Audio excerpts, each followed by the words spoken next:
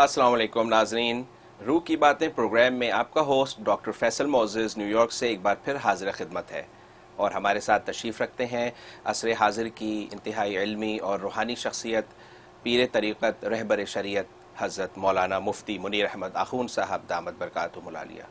हज़रत जी अस्सलाम वालेकुम। वालेकुम सलाम। मिजाज शरीफ कैसे? अल्हम्दुलिल्लाह खैरियत। हज़रत आपको बहुत शुक्रिया तशरीफ़ लाने का और आपको बहुत खुश आमदीद कहते हैं स्टूडियो में। अल्हम्दुलिल्लाह नाजरीन, हम एक नए एपिसोड के साथ रूह की बातें लेकर हाज़िर हुए हैं। हमारा ये प्रोग्राम अपनी इल्मी और रूहानी काविशों की वजह से सारी दुनिया में इंतहाई मकबूल और मुफीद प्रोग्राम बन चुका है। इस प्रोग्राम के ज़रिए हज़रत वाला हमें रूहानियत के ऐसे ऐसे रमूज़ व असरार समझा जाते हैं कि जिनका किताबों में मिलना महाल है, और यही अल्लाह वालों की शान होती है कि वो जब अल्लाह की मोहब्बत के मोती इस दुनिया में आकर बिखेरते हैं तो कुछ इस अंदाज से बिखेरते हैं कि खल्क को खालिक से करीब कर देते हैं। आप जानते हैं कि इंसान ख्वाह कितना ही इल्म हासिल कर ले, सिर्फ वही इल्म उसके काम आता है जिस पर उसने अमल किया हो। बाकी सारा इल्म या तो रखा रह जाता है या ज़ाया हो जाता है। सिर्फ वही इल्म उसके काम आता है जिस पर उसने अमल किया हो। बेअमलों के हाथ कभी कुछ नहीं आता। इसीलिए हमारी शरीयत मुतहरा का ये मंशा है कि जितना इल्म तुम्हारे पास है बस उस पर सिद्क़े दिल से अमल शुरू कर दो तो तुम्हें वो भी अता हो जाएगा कि जिसका इल्म तुम्हारे पास नहीं है। इस तनाजुर में जब एक सालिक सलूक का रास्ता इख्तियार करता है तो उसके सामने जो मंजिल होती है उसका एक मकसद होता है, वो ये होता है कि अपने रब को राज़ी कर ले, अपने रब को पाले। किसी भी इंसान की ज़िंदगी का ये आला तरीन मकसद हुआ करता है, क्योंकि इस राह पर चलकर वो बादशाहों के बादशाह को पाता है और असल अज़मतों से मुतारिफ़ होता है। ज़ाहिरी बात है कि मंजिल जितनी आला होगी उस तक पहुँचने का रास्ता भी उतना ही आला और अरफा होगा, लेकिन ये रास्ता उतना ही नाजुक भी है। इसलिए एक सालिक पर ये बड़ी ज़िम्मेदारी आयद होती है कि वो जब सलूक का रास्ता इख्तियार करे तो उस वक्त इस रास्ते की नज़ाकतों को अच्छी तरह समझ ले और इसके लिए अपना हम सफ़र एक पीर कामिल को ज़रूर बनाए, क्योंकि ये नाजुक रास्ता किसी पीर कामिल की रहबरी के बग़ैर तय करना महाल है। हमारा आज का प्रोग्राम भी लाइव है, इसमें आपकी कॉल्स भी लेंगे और सोशल मीडिया पे आने वाले सवालों के जवाब भी देंगे इंशाल्लाह। तो आइए बढ़ते हैं प्रोग्राम में पहले सेगमेंट में, और हज़रत वाला आपसे हम पूछेंगे कि आज आप हमें रूहानियत के कौन से रमूज़ व असरार समझाएंगे। अल्हम्दुलिल्लाहि रब्बिल आलमीन वल आक़िबतु लिल मुत्तक़ीन वस्सलातु वस्सलामु अला सय्यिदिर रुसुली व ख़ातमिन नबिय्यीन अम्मा बाद। आज हम बात करेंगे इमाम रूमी रहमतुल्लाह ताला की मसनवी शरीफ में से एक हिकायत पर, और ये हिकायत गालबन 44 नंबर हिकायत है कि जिसमें इमाम रूमी रहमतुल्लाह ताला ने एक बादशाह का वाक़या ज़िक्र किया है कि वक्त का बादशाह था और छुरी कांटे के ज़रिए से खाना खा रहा था। खाना खाने के दौरान उसकी उंगली पर जो छुरी या कांटा इस तरह लगा कि उंगली ज़ख्मी हो गई और खून बहने लगा। जैसी ये सूरत हाल पेश आई तो ज़ाहिर खुदाम दौड़े, तो करीबी जो है वज़ीर बैठा था, तो वज़ीर उस बादशाह को तसल्ली देने लगा, कहा कि बादशाह सलामत तहम्मुल कीजिए, सब्र कीजिए, अल्लाह की हर काम में कोई ना कोई हिकमत होती है। तो अल्लाह की ज़रूर कोई हिकमत जो है या कार फरमा है कि आपकी उंगली कट गई है। तो ये गोया कि बादशाह जो बेचैन हो रहा था, हाय ववेला कर रहा था, उसको तसल्ली के अल्फाज कहे, लेकिन ये अल्फाज बादशाह को बुरे लगे। बादशाह ने कहा कि मेरी उंगली कट गई, ज़ख्मी हो गई, खून बह रहा है, मुझे तकलीफ़ हो रही है और तुम मुझे सब्र की तलक़ीन कर रहे हो, और फिर कह रहे हो कि अल्लाह तबारक व तआला को वो हिकमत होगी जो मेरी उंगली कटी है। कैसे बेअदब हो। तो दारोगा को पुकारा, दारोगा जेल को पुकारा और कहा कि इस बेअदब वज़ीर को जेल में डाल दो। इसको इतना अदब नहीं कि मेरी दिलजोई करे, मेरी उंगली कटी है और ये ना मुझे तसल्ली दे रहा है कि अल्लाह के हर काम में हिकमत होती है। अब मेरी उंगली कट गई, ज़ख्मी होगी, तकलीफ़ पहुँच रही है, इसमें क्या हिकमत है। तो ये कहा और उसको जेल में डाल दिया। इधर कुछ अरसे के बाद ज़ाहिर है कि वो मरहम पट्टी कर दी तो ज़ख़म बेहतर हो गया, लेकिन ये निशान कटने का रहा। इतने में बादशाह के वक़्त को जो है वो किसी जंगल में शिकार के लिए निकलना पड़ा। तो जंगल में शिकार के निकला तो रास्ता भटक गया, तो एक बियाबान इलाके की तरफ चला गया शिकार की तलाश में। तो वहाँ वैशी लोग रहते थे, उन वैशी लोगों ने उसको गिरफ़्तार कर लिया, पकड़ लिया और अपने सरदार के पास ले गए कि जनाब ये हमने ये गिरफ़्तार किया ये शख्स। उसने कहा अच्छा, इसको 2 हफ़्ते के लिए जो है वो डाल दो कैद खाने में, और 2 हफ़्ते के बाद इसको ज़िबा करके इसकी क़ुरबानी करेंगे, क़ुरबानी करके हम जो जश्न मनाएंगे। یہ ہوا۔ اب اس کو 2 ہفتے کے لیے انہوں نے اپنے قید خانے میں ڈال دیا۔ 2 ہفتے کے بعد بادشاہ کو لایا گیا، پورا میدان سجا ہوا ہے، سردار سٹیج پہ بیٹھا ہے، اور جو ان کے مذہبی گرو تھے وہ بھی وہاں موجود ہیں۔ اب یہ بادشاہ جو ہتھکڑیاں لگی ہوئی ہیں یہ وہاں پہنچ رہا ہے، اب اس کی قربانی ہونی ہے۔ جیسے وہاں پہنچا ہے تو جو مذہبی گرو تھا اس نے بادشاہ کی طرف دیکھا، جیسے بادشاہ کو دیکھا تو بادشاہ کی انگلی پر کٹنے کا نشان تھا، کٹے کا نشان تھا۔ انہیں سردار سے کہا سردار رکیے، یہ اس کے ہاتھ پہ یہ کٹنے کا کیا نشان ہے؟ دیکھا تو وہ زخم کا نشان تھا۔ کہا کہ سردار جی اس کی جو ہے قربانی نہیں ہو سکتی کیونکہ یہ داغی ہے، اس داغدار ہے، اس پہ عیب ہے، نقص ہے، لہٰذا اس کی قربانی نہیں ہو سکتی۔ کہ اچھا ہو پھر تو قربانی اس کو آزاد کرنا پڑے گا۔ لہٰذا جو انہوں نے کہا کہ چلو اس کو باعزت بری کرو، اور وہ وہاں تک چھوڑ کے آ جو جہاں سے آگے شہر کا راستہ بنتا ہے، تو اس کو باعزت وہاں تک رخصت کیا، روانہ کر دیا۔ یہ بات یہاں ہانپتا کانپتا دربار میں گھر پہنچا۔ جب گھر پہنچا تو سارے لوگ حیران کے بادشاہ صاحب آپ کہاں چلے گئے؟ کہا کہ میں تو جہاں چلا گیا سب سے پہلے وزیر کو آزاد کرو، وزیر کو لے کے آؤ، کیونکہ اب اس کو یہ بات سمجھ میں آ گئی کہ اگر یہ نشان کٹنے کا نہ ہوتا تو آج تو میرا کام ہو جاتا۔ تو وزیر کو بلایا تو وزیر آ گیا، تو وزیر سے کہا کہ میں معافی چاہتا ہوں، میں نے تمہارے ساتھ ایسا کیا، تم 2 ہفتے جو ہے جیل میں رہے، کہ تم نے وہ جو بات کہی تھی باقی وہ بات جو بڑی حقیقت تھی کہ آج میں اسی طریقے سے گرفتار ہوا تو میرا یہ کٹنے کا جو نشان تھا یہی میرے لیے آزادی اور نجات کا باعث بن گیا، اور انہوں نے مجھے باعزت بری کر دیا۔ اس پر وزیر نے کہا کہ بادشاہ سلامت، آپ تو اپنی انگلی کے کٹنے کی بات کرتے ہیں، میں تو یہ سوچتا ہوں کہ میرا جیل میں 2 ہفتے کے لیے جانا بھی اللہ کی مسجد و حکمت تھی۔ اگر میں آپ کے ساتھ ہوتا تو میرے بدن پہ کوئی داغ نہیں ہے تو آپ کی جگہ مجھے قربان کر دیتے۔ اچھا عجیب، لیکن اللہ نے مجھے یوں بچایا کہ مجھے آپ کے سے جیل میں ڈال دیا اور میں ان وحشیوں کے سامنے جانے سے بچ گیا۔ تو آپ تو اس نشان کی وجہ سے بچے ہیں، لیکن میں آپ کے اس سے پریشان ہونے کی وجہ سے جیل میں پڑا ہوں، میں اس کی وجہ سے بچ گیا ہوں، کیونکہ جیل میں جانا بھی اس میں بھی اللہ تبارک و تعالیٰ کی حکمت۔ سبحان اللہ، سبحان اس پہ امام رومی رحمۃ اللہ علیہ فرماتے ہیں کہ مومن صادق کا کامل ایمان یہی ہوتا ہے کہ جو ایک دفعہ چیز رونما ہو جائے اس پہ اتنا کہہ دے انا للہ و انا الیہ راجعون، اس کی مسئلے حکمت خدا ہی جانتا ہے، وہی جانتا ہے یہ اصل کیا ہے اور اس کے پیچھے کیا ہے، بس ہم اس پہ ایمان رکھتے ہیں۔ ظاہری طور پر جو ہمیں پریشانی لاحق ہوئی ہے اس کے لیے ہمیں صبر کا حکم ہے، ہم صبر کریں، نعمت ملی اس پر شکر کا حکم ہے، تو گویا کہ نعمت ہے یا مصیبت ہے ضرور اس کے پیچھے کوئی حکمت ہے، اس حکمت پر مومن صادق ایمان لائے گا تو اللہ تبارک و تعالی دنیا میں اس کو اپنی رضا جاری کر دیتا ہے۔ ماشاءاللہ، یہ اس میں سبق ماشاء اللہ، زبردست۔ اور اللہ تعالیٰ ہے بھی حکیم، تو ان کا ہر فیصلہ ہر امر ہی حکمت والا حکمت پر ہے، مبنی، ہمیں سمجھ نہیں آ رہا ہوتا، نہیں آ رہا، لیکن ہمیں تو یہ اللہ کی طرف نظر رکھنی چاہیے کہ اس میں کوئی حکمت ہے، لہٰذا ہم صبر شکر سے رہیں، اور پھر سارا دن جو گزر رہا ہوتا ہے کوئی نہ کوئی اس میں کام آپ کے ساتھ پیش آ رہا ہوتا ہے، تو اس میں آپ اللہ کے سپرد کرتے جائیں کہ اللہ تیرے سپرد ہے، اگر میرے خلاف مرضی کے خلاف ایک فیصلہ ہو گیا، یہی اس میں سبق، بالکل یہی حقیقت۔ اللہ اکبر، ماشاء اللہ۔ تو ناظرین ہمارا یہ پروگرام لائیو ہے، ہماری لائنز اوپن ہیں، آپ کال کریں اور اپنا جو بھی تصوف سے متعلق مسئلہ ہے، سوال ہے، اس کو حضرت والا کے سامنے رکھیں تاکہ اس کی آپ کو وضاحت مل سکے۔ حضرت ان دا مین ٹائم آپ سے مزید انشاءاللہ چیزیں دریافت کرتے رہیں گے۔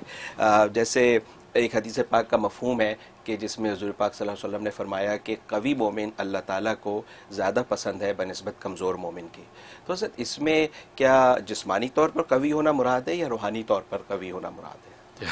یہ اچھا سوال کیا آپ نے۔ اصل میں تو اس میں نبی پاک صلی اللہ علیہ وسلم کا جو ارشاد ہے وہ اپنے ظاہر پر معمول ہے۔ ظاہر کا مطلب ہے کہ جسمانی قوت، کوئی جب کسی کو قوی کہا جاتا ہے تو جسمانی قوی مراد ہے، یعنی قوی کا مطلقاً ذکر کیا جائے تو اس سے مراد جسم کی قوت اور بدن مراد ہوتی ہے، اس سے ایمانیات کی قوت مراد نہیں ہوتی۔ تو ظاہری معنی میں تو یہی مطلب ہے کہ نبی کریم صلی اللہ علیہ وسلم جو ارشاد فرما رہے ہیں کہ المومن القوی خیر من المومن الضعیف، یعنی طاقتور مومن جو ہے جسمانی طور پہ بدن کے اعتبار سے قوی مومن جو ہے وہ بدن کے اعتبار سے کمزور مومن سے بہتر ہے۔ اس کی وجہ یہ ہے کہ آپ جانتے ہیں کہ انسان جتنا طاقتور مومن ہوگا تو اس کی نماز میں بھی جان ہوگی، اس کے روزے میں بھی قوت ہوگی، اس کی خدمت خلق میں بھی طاقت ہوگی، وہ جب حج عمرے کرے گا بھاگ دوڑ کرے گا اس کے اندر بھی اس کی قدموں میں جان ہوگی۔ لیکن جو کمزور نحیف ہے بیچارہ، آپ جانتے ہیں اس کی نماز رکوع سجدے کیسے ہوں گے، وہ روزہ بھی رکھے گا تو کس طرح ہائے و ویلے کے ساتھ گزارے گا، پھر حج عمرے پہ جائے گا تو وہاں کی مشقت کس طرح اٹھائے گا، بیچارہ آوازار ہی رہے گا کہ یار بس جلدی سے میرے طواف پورے ہوں۔ یہ مطلب ہے کہ جسمانی قوت جو ہے جب انسان عبادت کرے گا اور خاص طور میدان جہاد کے اندر اترے گا تو جو قوی ہوگا مومن تو میدان جہاد میں الہ کلمت اللہ جس شان کے ساتھ کرے گا تو ایک کمزور مومن تو اس درجے میں نہیں کر سکتا. اس لیے اصل معنی تو یہی ہے. لیکن جو ہے محدثین فرماتے ہیں کہ اس کے اندر دوسرا جو ہے مفہوم بھی شامل ہے جو ایمان کے اعتبار سے قوی ہے وہ جو ایمان کے اعتبار سے کمزور مومن سے بہتر ہے. تو گویا کہ ضمنی طور پر وہ مفہوم بھی لیا جا سکتا ہے, اس کا بھی احتمال ہے کہ یہ ایمان کے اعتبار سے قوی مومن ایمان کے اعتبار سے کمزور مومن سے بہتر ہے. تو لہذا اصل لیکن اس کا ظاہری معنی یہی ہے کہ وہ جسمانی قوت مراد ہے. اچھا, تو اگر ایک ایسے ہی سینیریو سامنے آتا ہے کہ دو مومن کھڑے ہوئے ہیں, ایک بڑا قوی ہے جسمانی طور پہ فزیکلی اور ایک بزرگ ہیں, کوئی وہ ہے تو نہیں لیکن بڑے روحانی طور پہ بڑے قوی ہیں, تو اب ان میں سے اللہ کی نظر میں کون زیادہ بہتر سمجھا جائے؟ یہ اچھا سوال ہے. اصل میں اللہ تبارک و تعالیٰ کے ہاں وہاں پر جو ہے وہ تو فیصلے روحانیت پر ہے. ان اکرمکم عند اللہ اتقاکم, قرآن میں اللہ نے کہہ دیا تم میں سب سے زیادہ میرے نزدیک جو اللہ کے نزدیک مکرم محترم معزز محبوب کون ہے؟ جو تم سے زیادہ تقوی والا ہے. لہذا جو بزرگ نہیں ہیں وہ زیادہ تقوی والے ہیں, تو آخرت کی دنیا کے اندر جو اسی کا مقام ہے اللہ کی نظر میں وہی قوی ہیں, اسی کے حق میں فیصلہ ہوگا. وہ جسمانی قوی کے حق میں فیصلہ نہیں, الا یہ کہ جسمانی قوی کے اعمال جو ہے وہ روحانی بزرگ کے برابر پہنچ رہے ہیں تو ایکسٹرا جو ہے جسمانی قوت اس کو لے جائے گی. ٹھیک ہے نا, پتہ نہیں اس کا کون سا عمل ہے جو روحانی طور پہ اللہ تبارک و تعالیٰ کو اس قدر محبوب جو نہیں بزرگ کے عمل سے بھی بڑھ گیا ہو, کچھ پتہ نہیں. لیکن یہ کہ وہاں بظاہر روحانیات کا فیصلہ تو آخرت میں وہ تقوی اور نیکی پر ہوگا, تو جو نہیں بزرگ ہیں وہ طاقتور جو مرید ہے یا ان کا دوست ہے ان سے زیادہ اللہ کے مکرم و محترم ہوں گے. یہ معنی. باقی دنیاوی فیصلوں میں دنیاوی اعتبار سے جو قوت ذوف کی بات کی جا رہی ہے, اصل میں بات یہ کہ اصل میں قوت ذوف جو نبی فرما رہے ہیں اس کا تعلق یہ صرف پہلوان کے طور پہ قوت مراد نہیں ہے. قوت سے مراد اس میں نبی جو کہنا چاہتے ہیں کہ جب قوی ہے تو عبادت بھی زیادہ کرتا ہوگا, نفلیں بھی زیادہ پڑھتا ہوگا, روزے بھی زیادہ رکھے گا کیونکہ جب قوی ہے, اور لیکن کر نہیں رہا, اور لیکن یہی عمل سارا وہ کمزور نہیں بزرگ کر رہا ہے, روزے بھی رکھ رہا ہے, فرائض بھی نوافل سب روزے رکھ رہا ہے, اور پھر نفلیں جو ہے وہ 20 نفلیں اوابین کی پڑھ رہا ہے, اور جو ہے چاشت کے 12 نوافل پڑھ رہا ہے, تو وہ قوی والا جو اصل منشا تو کام تو وہ کر رہا ہے. لہٰذا اس اعتبار سے کہ اللہ کے ہاں گویا کہ جسمانی اس کی قوت تو کچھ نہ ہوئی, یہ نئی بزرگ کی جسمانی قوت گویا کہ اس سے زیادہ ہوگی, کیونکہ وہ اللہ کی محبت کی وجہ سے اس کے لیے کمزور جسم سے وہ کام لے رہا ہے جو طاقتور آدمی اپنے جسم سے نہیں لے پا رہا. بالکل ٹھیک ہے. اس لیے بھی اس بزرگ کو زیادہ قوی قرار دیا جائے گا. اچھا ماشاء اللہ, جی بالکل ٹھیک ہے. جی کوئی کالز ہیں لائن پر؟ جی اچھا, آپ کی کال ڈراپ ہو گئی ہے, اب دوبارہ کال بیک کر لیں تو انشاءاللہ حضرت والا سے مزید کچھ چیزوں کی وضاحت لیں. جی بالکل انشاءاللہ. حضرت ایک مسلمان ہے وہ یقین کے ساتھ عبادت کرتا ہے, اور دوسرا مسلمان ہے وہ عبادت کرتا ہے لیکن اس کے عبادت میں یا ذہن میں اس کی کوئی یقین نہیں ہے. تو دیکھنے میں آتا ہے اور ہماری شریعت بھی یہی بتاتی ہے کہ جس شخص نے یقین کے ساتھ عبادت کی ہے وہی مؤثر ہوتی ہے, وہی اثر رکھتی ہے اور وہی رنگ لاتی ہے. تو حضرت کیا وجہ ہے کہ عبادت تو دونوں نے کی ہے, یقین والے نے بھی بغیر یقین کے بھی, لیکن یقین والا کامیاب ہو جاتا ہے اور فلاح پاتا ہے. تو اس میں یقین میں ایسی کیا روحانی طاقت ہے, کیا چیز ہے حضرت جو عبادت تو دونوں نے کی ہے پھر بھی وہ یقین والا زیادہ کامیاب ہو؟ یہ بھی اچھا سوال آپ نے اٹھایا. اصل میں تو قبول تو دونوں کی عبادت ہوئی اور اللہ کی نجات دونوں کی ہو جائے گی. اچھا, یقین والے کی اور بے یقین والے کی بھی, کیونکہ اصل میں تو عبادت کا ضابطہ پورا کرنا مطلوب ہے. اب ایسے جیسے جاب کے اوپر آپ گئے, ایک بندے نے دل کی شوق کے ساتھ وہ پورا جاب کی, سارے دن کے 8 گھنٹے شوق و ذوق سے لگائے. ایک نے بد دلی کے ساتھ کام پورا کیا لیکن باس کا کام پورا کر دیا, تو شام کو چیک ملے گا, دونوں کو برابر ہی ملے گا. شوق و ذوق والے کو بھی اتنا ملے گا, اس کو بھی اتنا ملے گا.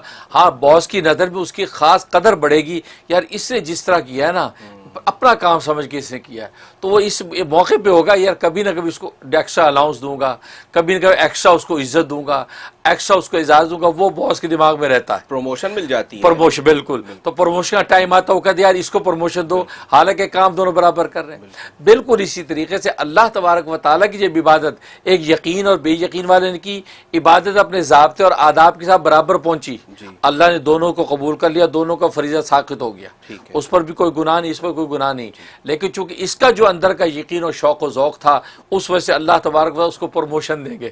تو گویا کہ آخر میں درجات جب تقسیم ہوں گے تو درجات کی بلندی اس سے اس کی زیادہ ہو جائے گی. اچھا تو بلندی درجات میں یہ فائدہ مند ہوتی ہے. ورنہ نفس نجات کہ جہنم کی آگ سے بچ جائیں تو دونوں بچ جائیں گے، لیکن ظاہر ہے کہ جنت کے درجات ہیں، 100 درجات ہیں، تو 100 درجات میں کوئی پہلے درجے میں ہوگا، کوئی آخری درجے میں ہوگا. اس انداز سے اللہ تبارک و تعالیٰ اس کو تقسیم کر دیں گے. تو یقین کا تعلق اس سے ہے کہ اللہ تبارک و تعالیٰ سے شوق محبت یا خوف عذاب کی جو کیفیت ہے اس کیفیت کے ساتھ جب کرتا ہے تو بھائی یہی اللہ تبارک و تعالیٰ کو ادب پسند آتی ہے اور آخر میں اس کے درجات بلند کر دیتا ہے. بے شک یہ وجہ ہے. بے شک. اس یقین کا کیا دنیا میں بھی اس کو کوئی فائدہ حاصل ہوتا ہے؟ ہاں، بہت اچھا سوال ہے. بالکل دنیا میں اس کو فائدہ ہوتا ہے، حاصل ہوتا ہے کہ دنیا میں اللہ تبارک و تعالیٰ اپنی جب معیت کا ایک ایسا یقین اس کو دے دیتے ہیں تو دنیا کی عبادات اس کے لیے راحت بن جاتی ہیں.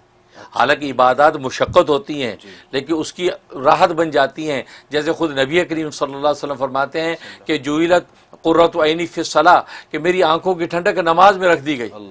جبکہ خود نماز کے بارے میں قرآن نے کہا انا لکبیرۃ الا علی الخاشعین، یہ نماز تو بہت بھاری ہے، بہت بھاری اور گراں ہے، الا الخاشعین، مگر ڈرنے والوں پر بھاری نہیں ہے.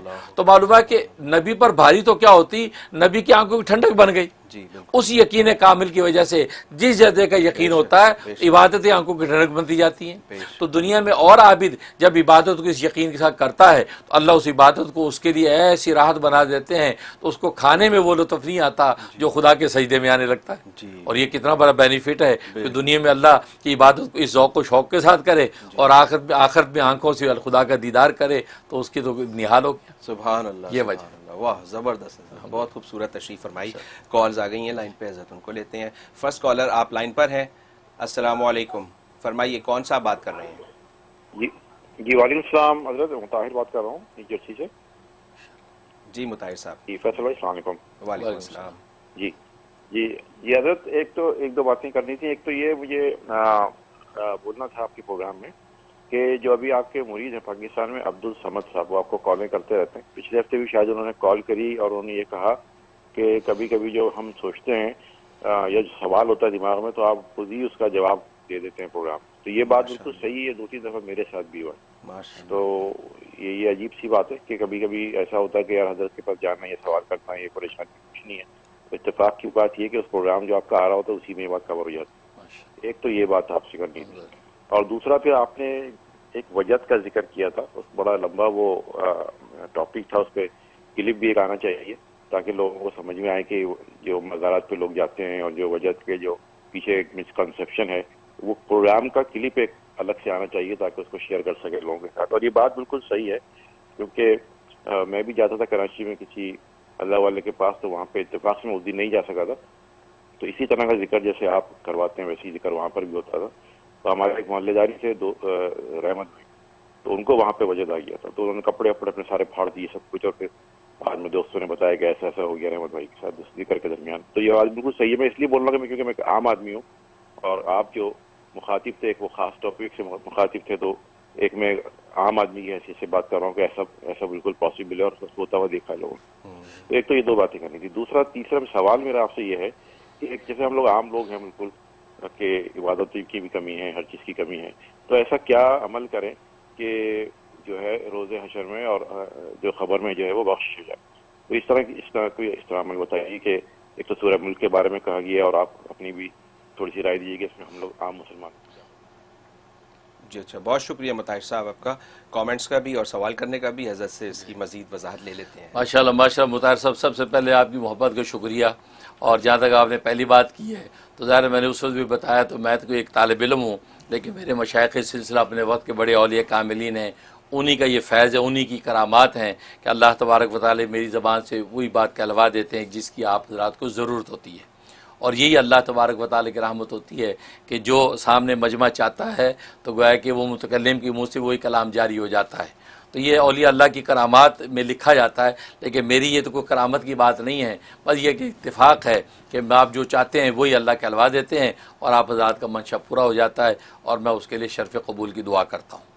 اور باقی دوسرا وجد اور دھمال کے بارے میں، اس بارے میں جو کلپ کی بات آپ نے تجویز کی ہے تو بالکل بہت اچھی تجویز ہے، اور یقیناً اس کے آلریڈی الحمدللہ کلپ اس کا آ چکا ہے. یعنی وہ ایک ہفتے کے اندر ہی الحمدللہ کلپ آ جایا کرتا ہے. تو یہ کلپ آ چکا ہے اور ماشاءاللہ یوٹیوب پہ یہ کلپ موجود ہے. وجد اور دھمال کی شرعی حیثیت کے عنوان سے وہ کلپ موجود ہے. آپ بالکل استفادہ کریں اور اس پیغام کو آگے سے آگے پہنچاتے رہیں، انشاءاللہ کامیابی ہوگی. اور تیسرا جو سوال ہے یہ بڑا دلچسپ ہے اور اس کا جواب بڑا آسان ہے.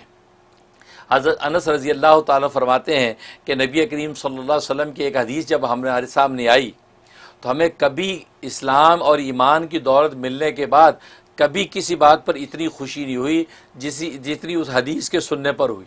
سبحان اللہ. اور وہ یہ حدیث ہے کہ غالب حضرت صوبان رضی اللہ تعالیٰ عنہ کی روایت ہے. وہ فرماتے ہیں کہ میں رسول اللہ صلی اللہ علیہ وسلم کی خدمت میں گیا.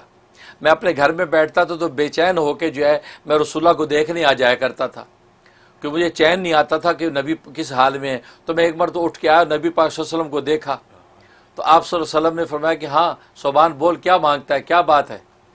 میں آپ کو دیکھتا رہا کہ بس یا رسول اللہ آپ صلی اللہ علیہ وسلم کا دیدار کرنا تھا. اب جو میں کہنا چاہتا ہوں مجھے کہنے کی ضرورت نہیں. اصل وہ اپنی بھوک کی شکایت کرنے آئے تھے، لیکن آپ کا چہرہ انور دیکھ کر جو ہے وہ خاموش ہو گئے. جب یہ بات ہوئی اس پر جو ہے حضرت صوبان نے سوال کیا کہ یا رسول اللہ قیامت کب آئے گی، متی الساعہ، قیامت کب آئے گی. اس پر جو ہے نبی پاک صلی اللہ علیہ وسلم فرمایا کہ تم نے قیامت کی تیاری کیا کر رکھی ہے. تو حضرت صوبان رضی اللہ تعالیٰ فرمانے لگے کہ یا رسول اللہ تیاری ویاری تو کچھ نہیں کی، البتہ ہم آپ سے محبت کرتے ہیں، بس آپ سے سچی محبت کرتے ہیں، اس کے علاوہ ہمارے پاس کچھ نہیں ہے. اس پر نبی کریم صلی اللہ علیہ وسلم فرمایا کہ المرء مع من احبہ، المرء مع من احبہ، آدمی اسی کے ساتھ ہوگا جس سے وہ محبت کرتا ہے. یعنی تم مجھ سے محبت کرتے ہو تو آخرت میں انشاءاللہ میرے ساتھ ہی تم ہوگے. گویا کہ آپ نے یہ بشارت دے دی. اب یہ بشارت سنی انہوں نے آگے اپنے اور دوستوں میں صحابہ میں نقل کی. حضرت انس رضی اللہ تعالیٰ فرماتے ہیں کہ ہم جو ہے نبی پاک صلی اللہ علیہ وسلم کی جتنے صحابہ اور شاگرد تھے ہمیں اس حدیث پر اتنی مسرت ہوئی، اتنی خوشی ہوئی کہ ایمان و اسلام کے بعد کبھی کسی بات پر اتنی خوشی نہیں ہوئی. کیوں؟ اس لیے کہ ہمیں یہ بات تو یقین تھا کہ ہم رسول اللہ صلی اللہ علیہ وسلم سے محبت سچی کرتے ہیں. عمل ہمارے جیسے بھی ہوں، ہماری کوتاہیاں غفلت اپنی جگہ ہے، لیکن محبت نبی سے ہم سچی کرتے ہیں. لہذا ایسے حدیث سے ہمیں بشارت مل گئی ہے آخرت میں انشاءاللہ ہم رسول اللہ کے ساتھ ہوں گے. تو گویا کہ یہی سبق آج اہل ایمان کو ہے کہ نبی کے ساتھ سچی محبت کریں، بس نبی کے ساتھ سچا عشق کریں، اس میں کوئی بد دیانتی نہیں. اور پھر نبی پاک صلی اللہ علیہ وسلم کے وارثین جو ہیں، علماء حقانیین ہیں، اولیاء کاملین ہیں، جو نبی کے راستے پر چل کر نبی سے ملا رہے ہیں امت کو، ان کے ساتھ سچی محبت کریں. بس محبت جب سچی آپ کی ہو جائے گی تو المرء مع من احبہ، انشاءاللہ آخرت میں آپ کی نجات ہے. یہ محبت کبھی انسان کو گمراہ نہیں ہونے دیتی. اچھا ماشاء اللہ، زبردست. جی نیکسٹ کالر آپ لائن پر ہے، فرمائیے کون سا آپ بات کر رہے ہیں. جی السلام علیکم. وعلیکم السلام. جی مسعود صدیقی عرض کر رہا ہوں جی، نیو جرسی سے. ماشاء اللہ. تو میرا سوال مفتی صاحب کو، سب سے پہلے آپ سب کو ربیع الاول کی بہت مبارک ہو. خیر اور مبارک. اس کے بعد میں بس سوال یہ ہے کہ میری بیٹی ہے، اس کے لیے ہم کوئی وظیفہ ہو یا کوئی پڑھنے کے لیے ہو بتا دیجیے کہ اس کے لیے کوئی اچھا کوئی اس کا ساتھ مل جائے، اس کا اچھا رشتہ ہو جائے. کیونکہ کہتے ہیں کہ یہ سنت ہے، نسوت نکاح جو ہے وہ آپ سرکار کی سنت ہے اور دین مکمل ہو جاتا ہے. تو اس سلسلے میں ٹھیک ہے مفتی مسعود صاحب صاحب، سے بہت شکریہ کال کرنے کا. مسعود صاحب انشاءاللہ حضرت سے پوچھ لیتے ہیں وظیفہ. ماشاءاللہ ماشاءاللہ. سب سے پہلے آپ کو بھی ربیع الاول کی مبارکباد ہو. اللہ تبارک و تعالی یہ عاشقوں کا مہینہ ہے اور نبی پاک صلی اللہ علیہ وسلم کے ساتھ اظہار عشق کا اللہ تبارک و تعالی خوب موقع دیتے ہیں. ویسے تو عاشقان مصطفیٰ اور عاشقان خدا ہر وقت رسول اللہ صلی اللہ علیہ وسلم پر صلاۃ و سلام پڑھ کے اپنے دلوں کو تسکین دیتے ہیں، اپنے آنکھوں میں نور اور دل میں سرور بھرتے ہیں. اور ربیع الاول کا مہینہ خاص طور پہ اس مقصد کے لیے استعمال ہوتا ہے. اللہ تبارک و تعالی تمام عاشقان خدا و مصطفیٰ کو جو ہے وہ یہ شرف قبول عطا فرمائے اور یہ ربیع الاول کا مہینہ پوری امت مسلمہ کے لیے خیر و عافیت کا باعث بنے. اور باقی جو ہے آپ نے جو سوال کیا اس کے لیے نوٹ کر لیں، یا لطیفو، اللہ تبارک و تعالیٰ کا جو ہے نام ہے یا لطیفو. یہ عشاء کے بعد 1111 مرتبہ پڑھنا ہے. 1111 دفعہ یا لطیفو، اول آخر 11 مرتبہ درود شریف پڑھنا ہے. یہ پڑھ کے 11 کالی مرچیں ثابت اپنے سامنے رکھنی ہیں، ان کے اوپر 3 مرتبہ پھونک لینا ہے. ان کالی مرچوں کو جو ہے وہ چولہے میں جلا دینا ہے. یا کسی کپڑے میں یا کاغذ میں لپیٹ کے وہ برنر کے اوپر رکھ دیں، وہ پٹاخے کے ساتھ ساری جل کے راکھ ہو جائیں گی، راکھ کو کیاری میں پھینک دیں، اور پھر ہاتھ اٹھا کے دعا کر لیں کہ یا اللہ بچی کے لیے بہترین رشتہ عطا فرما، اس کا نصیب روشن فرما۔ اور ظاہر ہے کہ دین جیسے آپ بتا رہے ہیں کہ ایمان و دین مکمل ہوتے ہیں کہ یا اللہ تکمیل دین کا ہمیں موقع عطا فرما، بیٹی کے لیے جو اچھا نصیب کا فیصلہ فرما، تو دعا کر لیں۔ یہ پابندی کے ساتھ 71 ڈیز یہ عمل کر لیں، انشاءاللہ اللہ کی رحمت سے بہت اچھے رشتے کا انتظام ہو جائے گا۔ جو بھی ایسی محمد کی بیٹیاں بے نکاح بیٹھی ہیں اور ان کو اچھے رشتوں کی ضرورت ہے، وہ یہ عمل کر سکتے ہیں، میری طرف سے عام اجازت ہے۔ اور ربیع الاول کے مہینے کی برکت سے اللہ تبارک و تعالی امت کی ساری بیٹیوں کے نصیب روشن فرما دے، آمین آمین ثم آمین۔ جی نیکسٹ کالر آپ لائن پر ہیں، فرمائیے کون صاحب بات کر رہے ہیں؟ جی السلام علیکم۔ وعلیکم السلام۔ میں طاہرہ شہاب بات کر رہی ہوں۔ میں نے پوچھنا تھا کہ روحانیت میں جیسے انسان بہت زیادہ اللہ کا ذکر کرنے لگتا ہے تو اس کو پھر آگے کی چیزیں نظر آنے شروع ہو جاتی ہیں، تو جب اس کو آگے کی چیزیں نظر آنے شروع ہو جاتی ہیں تو یہ اس کو پتہ نہیں چلتا کہ یہ معاملہ کہاں ہونے والا ہے اور کس جگہ ہوتا تو ہے، لیکن کس جگہ آنے والا ہے پیش واقعہ جو آپ دیکھ رہے ہیں۔ تو یہ روحانیت میں کافی مشکل کام نہیں ہے ایسی چیزوں کو دیکھنا اور نہ سمجھنا؟ تو اس بارے میں ذرا وضاحت کر دیں۔ تو حضرت جی میں نے یہ بھی کہنا تھا کہ وہ سیدہ آسیہ کے لیے آپ نے مجھے کہا تھا کہ واٹس ایپ پہ آپ مجھے کوئی پڑھنے کے لیے بھیجیں گے، اس کے لیے تو وہ بھی پلیز بھیج دیں۔ جزاک اللہ خیر۔ بہت شکریہ آپ کا، اچھا دلچسپ سوال کیا حضرت انہوں نے، تو آپ کیا فرمائیں گے حضرت اس کے بارے میں؟ ماشاء اللہ طاہر صاحب آپ نے اچھا سوال کیا ہے۔ سب سے پہلے آپ کی محبت کو شکریہ کہ آپ اپنے مسائل ہم سے شیئر کرتی ہیں، اور باقی ذکر و اذکار کے ذریعے سے آپ بتا رہے ہیں آگے کے واقعات جو ہے وہ منکشف ہو جاتے ہیں، تو یہ پتہ نہیں چلتا کہ واقعہ کب پیش آنے والا ہے، کیسے ہوگا۔ تو پہلی بات یہ ہے کہ اللہ تبارک و تعالیٰ جب آئندہ کے واقعات کا انکشاف کرتے ہیں اور عالم غیب سے پردہ ہٹا کے بہت سی چیزیں انسان کو اس ذکر و اذکار کی برکت سے دکھا دیتے ہیں، تو اس چیز کو بھی واضح کر دیتے ہیں کہ واقعہ کب پیش آنے والا ہے اور کس کے ساتھ پیش آنے والا ہے، اس کی پیش بندی کیا تمہیں کرنی چاہیے، وہ ساری چیزیں بھی آپ پر واضح ہو جاتی ہیں، اور ان رمز کو، ان رموز کو سمجھنے کی ضرورت پیش آتی ہے۔ لیکن اگر بالفرض والمحال کچھ سمجھ میں نہ آئے اور واقعہ کوئی ہولناک ہو، تو پھر اللہ تبارک و تعالیٰ سے جب وہ عافیت کی دعا کر لے، حفاظت کی دعا کر لے، اللہ کے اس کے واقعے کے شر سے حفاظت مانگ لے کہ اللہ اس واقعے کی تمام شرور سے میری اور باقی تمام عزیز و اقارب اور امت کی حفاظت فرما، یہ دعا کر لے۔ اور اگر خیر کا کوئی واقعہ دیکھا، اچھے احوال دیکھے ہیں اور آپ کو پتہ نہیں چل رہا کب اور کیسے ہونے ہیں، تو اس کی خیر اللہ سے مانگ لے کہ یا اللہ یہ واقعہ آپ نے منکشف کیا ہے، تو یا اللہ اس کی جو خیر اور خوشی ہے وہ ہمیں عطا فرما، تو دعا کر لے۔ اول تو اللہ تبارک و تعالیٰ ایسی چیز جب منکشف کرتے ہیں تو آہستہ آہستہ انسان کی جو ہے وہ دل کی دیوار جو ہے شفاف ہوتی رہتی ہے، اس آئینے میں مزید چیزیں سامنے آتی رہتی ہیں۔ لیکن اگر نہ بھی آئیں تو پھر یہ دعا ضرور کر لے اور معاملہ اللہ کے سپرد کر دے، اس سے انسان ہر طرح عافیت اور حفاظت میں رہتا ہے۔ اور باقی جو ہے صاحبہ کے لیے آپ نے جو ہے وہ دعا کی بات کی ہے، انشاءاللہ اس دعا کو میں بھیج دیتا ہوں۔ ویسے آپ نوٹ بھی کر لیں، ان کو بتا دیجئے کہ یہ دعا شروع کر لیں۔ انہیں کہا سورہ قریش جو 125 مرتبہ عشاء کے بعد پڑھے، 125 مرتبہ سورہ قریش اول آخر جو ہے 11 مرتبہ درود ابراہیمی پڑھیں اور پڑھ کے دعا کریں، اور 90 دن کی نیت سے اپنا یہ عمل شروع کر لیں۔ انشاءاللہ اللہ کی رحمت سے ان کو ہر طرح کے مقدمات میں کامیابی ہوگی، اور ان کو عافیت و عزت کے ساتھ جو ہے ہر فیصلے کے اندر جو ہے اللہ تبارک و تعالیٰ کامران رکھیں گے۔ یہ عمل ان کو بتا دیجئے، انشاءاللہ میں بھی دل سے دعا کرتا ہوں۔ آمین۔ تو حضرت اگر کسی کو ایسی غیب کی چیزیں کچھ کھلنے لگیں تو اس کے ڈر سے اپنے ذکر اذکار نہیں روکنے چاہیے، تاکہ ہاں یہ اچھا سوال کیا آپ نے۔ پہلی بات تو ڈرنے کی ضرورت نہیں ہے، جی ہاں، لیکن اول تو اللہ تبارک و تعالیٰ ظاہر کرتا بھی نہیں کہ جب تک اس میں ایسی استعداد پیدا ہو نہیں جاتی اس وقت تک تو اس کو نظر بھی نہیں کچھ آتا۔ جی بالکل۔ ہاں اگر کبھی ڈر خوف کی ایسی کیفیت ہو بھی جائے، وہ سمجھے کہ ادھر ادھر کی ایسی کوئی ایسی شیطانی چیزیں ہیں یا دائیں بائیں کی ایسی چیزیں جو ظاہر ہوگی اس کو ستا رہی ہیں، ورنہ جب دل کا آئینہ شفاف ہو جاتا ہے تبھی چیزیں سامنے آتی ہیں۔ تو اس میں ڈر اور خوف کی بات ہی نہیں، جب ذکر و اذکار کرے گا تو اللہ اس کو قوت اور طاقت بھی دیتا ہے، تو خوف طاری نہیں ہوتا۔ لیکن اگر ایسی چیز ظاہر ہو جائے کہ جس سے اس کو دہشت ہو رہی ہے تو چھوڑنا نہیں چاہیے، جی اس کو چھوڑنا نہیں چاہیے، اس کو جاری رکھے۔ جیسے خود نبی کریم صلی اللہ علیہ وسلم پر جو ہے حضرت جبرائیل علیہ الصلوۃ والسلام کے جب نزول ہوا تو آپ نے بھی یہی کہا تھا لقد خشیت، کہ مجھے یہ خوف ہے کہ میری جان نکل جائے گی، مجھے خوف ہے میں مر جاؤں گا، یہ جو ہے یہ مجھے جو نظر آیا ہے تو مجھے بہت دہشت ہے، اور زملونی اور کانپ رہے ہیں۔ لیکن آپ نے وہ چھوڑی نہیں بات, آپ اس کے بعد پھر وہاں چلے گئے ہیں, کیونکہ وہ جب گئے تو اب جا کے سارے آگے احوال کھل گئے. تو اگر آپ چھوڑ دیتے تو وہ آگے مزید احوال کیسے چلتے؟ تو ڈر ہونا یہ ایک فطری طبی تقاضا ہے, وہ ہو جاتا ہے. تو انسان کو بعض دفعہ اصل حقائق پر بھی ڈر لگے گا, لیکن چھوڑے نہیں, اس کو کنٹینیو لگا رہے, کیونکہ پھر اسی طرح جیسے نبی پاک صلی اللہ علیہ وسلم پر جب پہلی وحی آئی تو آپ پر کیا خوف طاری ہے, اس کے بعد پھر کیا عالم ہو گیا تھا, آپ وحی کے منتظر ہوتے تھے. بالکل. تو بالکل اسی طرح جاری رکھیں, انوارات کھلتے رہتے ہیں. ماشاء اللہ, بہت شکریہ. جی ناظرین, ہمارا ایک بریک کا وقت ہوا ہے, انشاءاللہ بریک کے بعد واپس آئیں گے اور اس خوبصورت دلکش پروگرام کو کنٹینیو کریں گے. Stay tuned with us.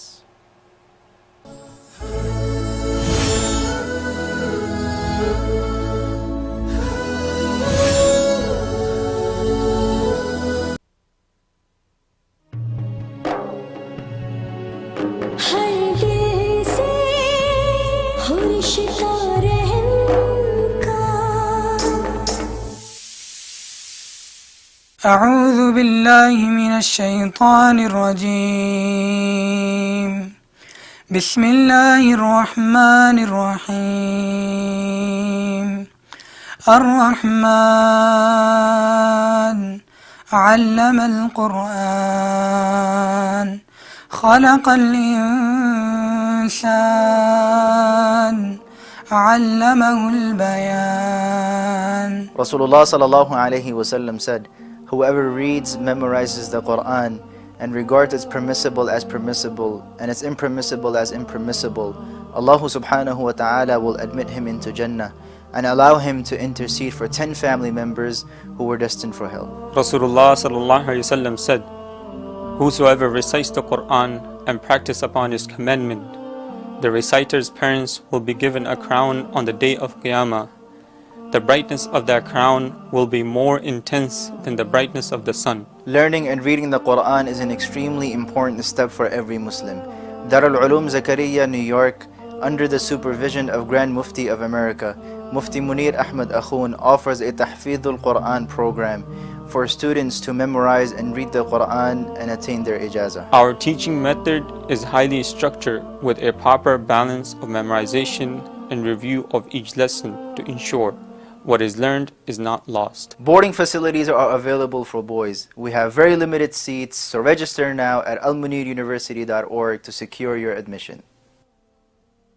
Do you suffer from psoriasis, eczema, dermatitis, or other skin conditions? Are you tired of the itching, redness, dryness, and flaking? HoneyDerm is your source for the healing power of the honeybee and pure botanicals that cure and regenerate healthy skin. The revolutionary science of HoneyDerm products use 100% natural ingredients from honey, as well as herbal oils and extracts in natural delivery systems that ensure maximum safety and maximum effectiveness. At HoneyDerm, we've helped thousands of people suffering the worst skin problems, including psoriasis, eczema, dermatitis, and rosacea. Do not wait. Our products come with a 100% money-back guarantee. Start now and recover your healthy skin. Queens medical care doctor Nahid Sultana کی زیر نگرانی female health professionals اور competent lady doctors پر مشتمل ایک ہی location پر قائم مکمل family medical care centre. Women health care, gynaecological exams, paediatrics, adult physicals, echo cardiogram, EKG testing, children vaccination اور اب ایئر ٹریولرز کے لیے کووڈ-19 PCR ٹیسٹ کی سہولت. Rapid lab results in 72 hours only. Queens medical care, Jamaica phone 718-206-2222.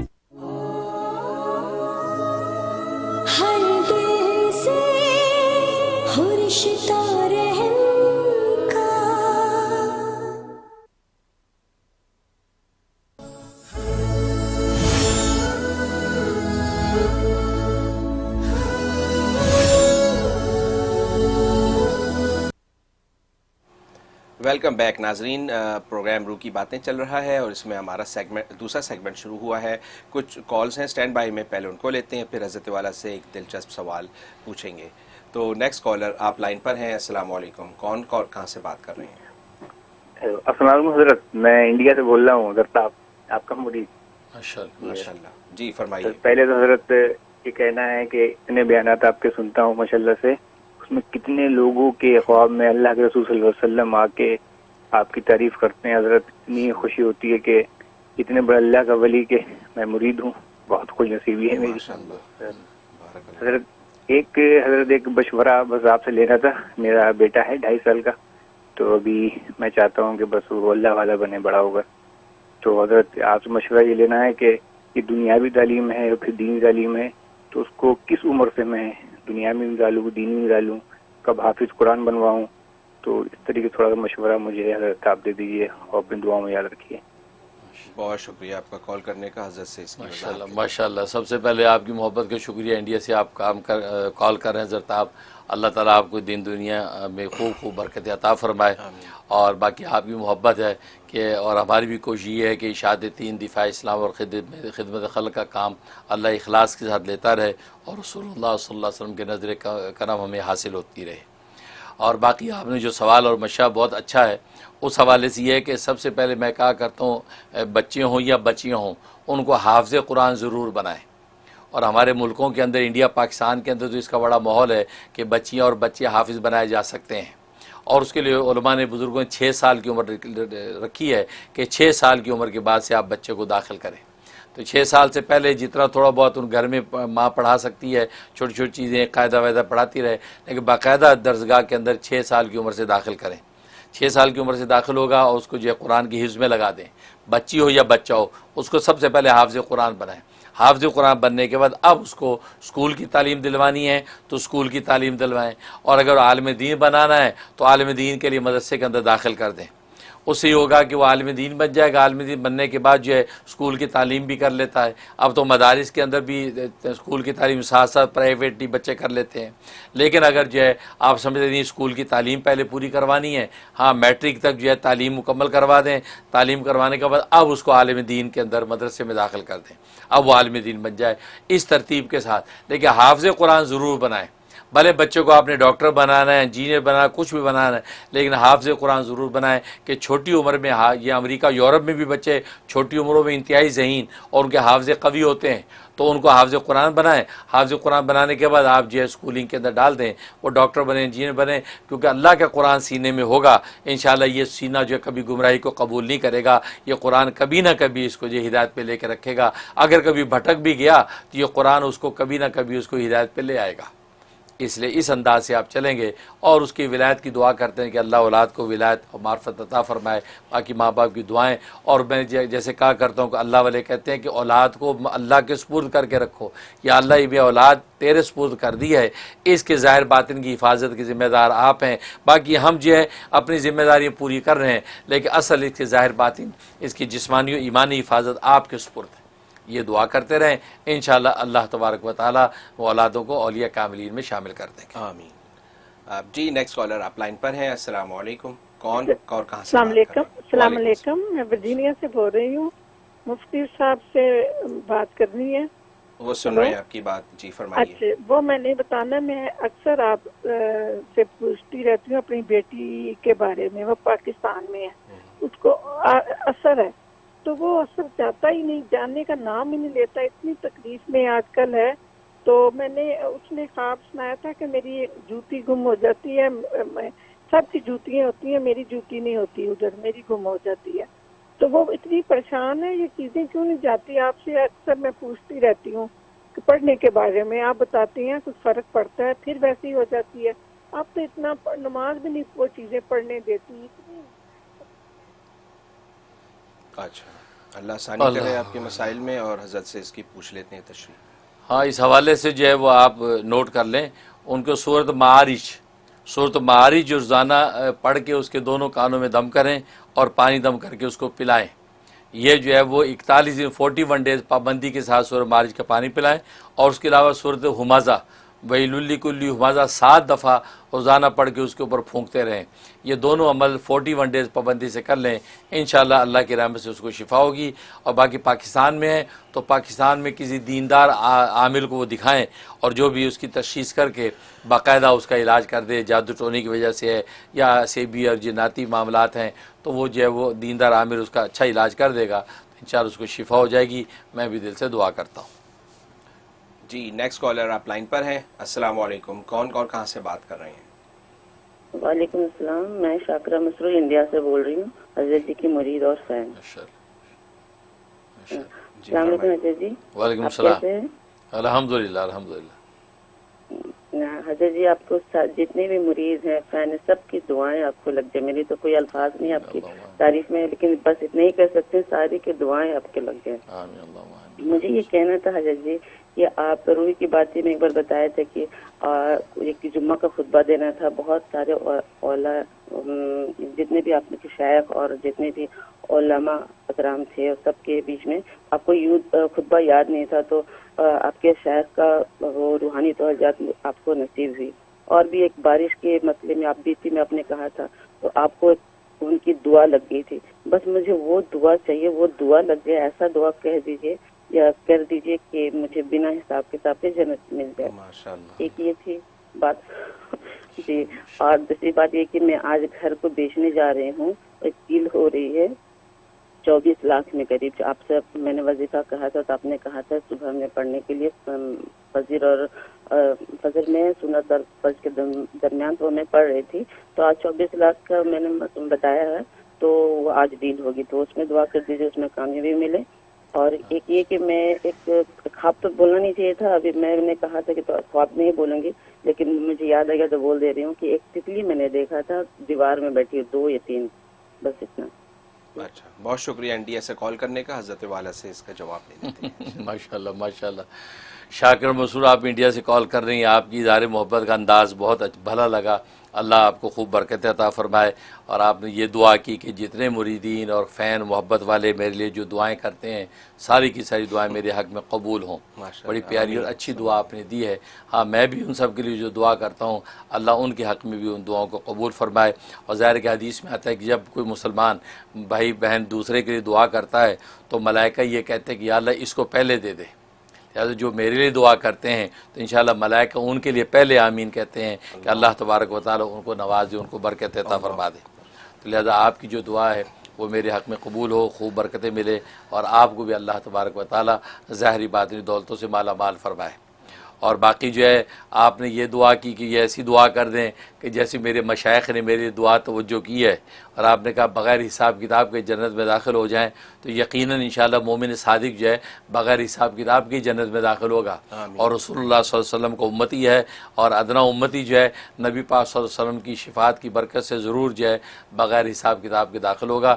میں بھی دل سے دعا کرتا ہوں آپ اور ہم سب جو ہے جتنے جو ہے ناظرین جو ہے یہ سب ایمان کی دولت کے ساتھ یہاں دنیا سے اٹھیں تو بغیر حساب کتاب کے جنت میں داخل ہوں. اور یہی دعا ہم صبح شام کرتے ہیں کہ ربنا آتنا فی الدنیا حسنہ وفی الآخرۃ حسنہ وقنا عذاب النار. اس میں بغیر حساب کتاب کے ہی جنت میں داخلہ ہے کہ جب جہنم کے عذاب سے بچیں گے تو ظاہر ہے کہ سیدھے جنت میں داخل ہوں گے.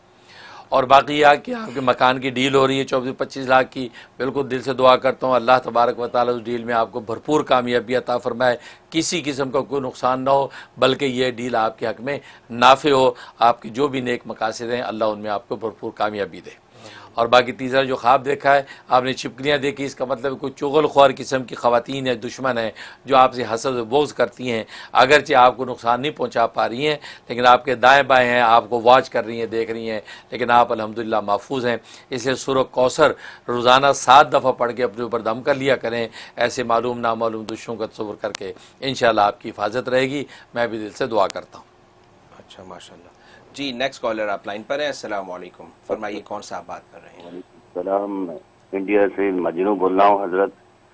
حضرت سب سے پہلے تو آپ نے اس دن فہم دین والی جو کلاس تھا اس کے اندر جو آپ نے بیان فرمایا روح کے بارے میں اور انسان کی خلقت کے بارے میں, اللہ اکبر اللہ اکبر. میں بچپن سے علماء کی بیان سن رہا ہوں الحمدللہ, اور بڑے بڑے علماء کا بیان سن رہا ہوں. اللہ جزائے خیر دے آپ کو. ایسی بات تو میں نے آج تک نہیں سنی تھی جو روح کی آپ نے ڈیٹیلز بتائی, جزاک اللہ. حضرت اب لوگوں کی گمان یہ ہو گیا ہے کہ میں کال لگاتا ہوں لگ جاتا ہے, اور آپ سے ہمارے خاص تعلق ہے اس لیے لوگ لگا دیتے ہیں, حالانکہ وہ جانتے نہیں بیچارے اتنے انتظار میں رہتے ہیں. 2 رکعت نماز پڑھنے کے بعد دعا کر کے میں کال لگاتا ہوں. اب ہمارے مریدین بھی جو ہے مریدین بھی ہے درخواست کرنے لگے اپنے حالات آپ سے پوچھنے کے لیے. اگر اجازت ہو تو بتاؤں حضرت, پوچھوں آپ سے؟ جی بالکل بالکل اجازت ہے, پوچھیں. جی ہمارے ایک حضرت نے, ہمارے ایک صاحب جو ہے نوجوان ہے بیچارہ, اس کی سفیدی کا بیماری ہے اور آنکھوں میں بھی کم دیکھتا ہے, چاروں طرف سے حالات میں پڑا ہوا ہے, لیکن ماشاءاللہ مستحدی کے ساتھ دین کی محنت میں لگا ہوا ہے. اسٹوڈنٹ ہے, ابھی تک پڑھ ہی رہا ہے. ایسے عمر ہو گیا کافی, 30-32 ہو گیا, کوشش کر رہا نوکری کا. وہ ہمیں کئی مرتبہ کہا کچھ عمل بتائیے, بتاتا رہتا ہوں حضرت, مزمل کا عمل بھی بتایا ہوا ہوں اس کو, اور آپ سے رابطہ کرنے کے لیے بھی کہا تھا لیکن نہیں کر پایا. تو آخر میں ہم سے کہا اس نے کہ میں نے ایک دن اسے کہا تھا ایک رات میں کام کرو, مستقل جزال ان محمد اما ہوا اہلہ پڑھتے رہو اور حسبنا اللہ نعم الوکیل, پوری رات سونا مت. اسی میں تھوڑی دیر کے لیے اس کی آنکھ لگ جاتی ہے. تو اس میں خواب دیکھا تھا اس نے ہم کو کہا تھا پوچھنے کے لیے, کیونکہ کوشش وہ کیا تھا پوچھنے کا, ہو نہیں پایا. حضرت وہ دیکھا کہ اس کی امی جو ہے ناشتے کے لیے اٹھا رہی ہے, 8 بج رہا ہے, لیکن تب بھی اندھیرا ہے. ناشتہ کر لیتا ہے تو تب بھی اندھیرا ہے. اب وہ باہر نکلتا ہے تو دکھتا ہے بالکل اندھیرا ہے, لیکن چاند نکلتا ہے, چاند کی روشنی میں نظر آنے لگتا ہے سب کچھ. وہ بھی تھوڑی دیر میں نکل جاتا ہے, ختم ہو جاتا ہے, اور آسمان میں جو ہے تارا دکھنے لگتا ہے. اس کے دماغ کے اندر ایک بات پیدا ہوتا ہے, کئی قیامت تو نہیں آ گیا.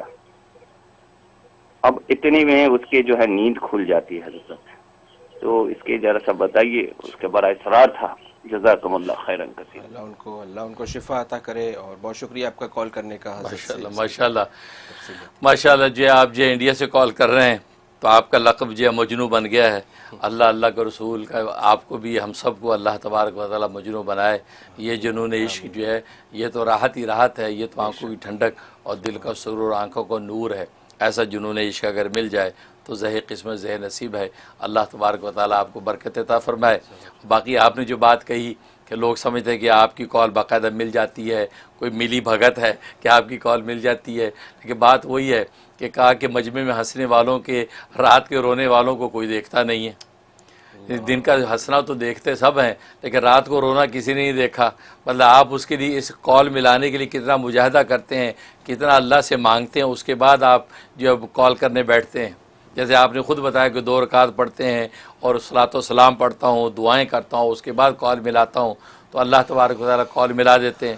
تو حقیقت ایسا ہی ہے کہ کتنے لوگ ہیں جو مجھے کال کرتے ہیں تو ان کی کال مل جاتی ہے, تو وہ یہ کہتے ہیں ہم نے اتنا درود شریف پڑھا اور رسول اللہ صلی اللہ علیہ وسلم کے دربار میں بھیجا, اور آپ سے ہم نے یہ سفارش کی دعا بھی کروائی کہ یا رسول اللہ صلی اللہ علیہ وسلم ہماری کال مل جائے, اور آپ نے پہلی کال پہ اٹھا لیا.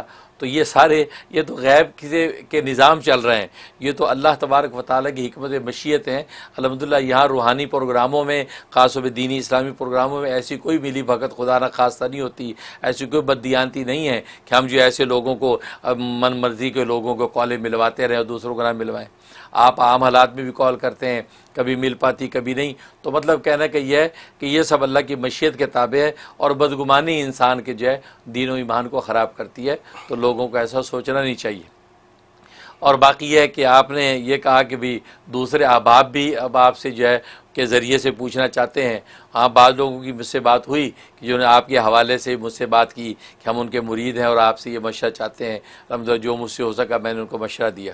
اور ابھی آپ کی جس مرید کا ذکر آپ نے کیا ہے کہ ان کی آنکھوں کا معاملہ ہے اور یہ خواب بھی دیکھا ہے, تو اس کے لیے جو خواب ہے, اس خواب کا مطلب ہے کہ اللہ تبارک و تعالی ان کی آنکھوں کے مرض کو دور کر دیں گے.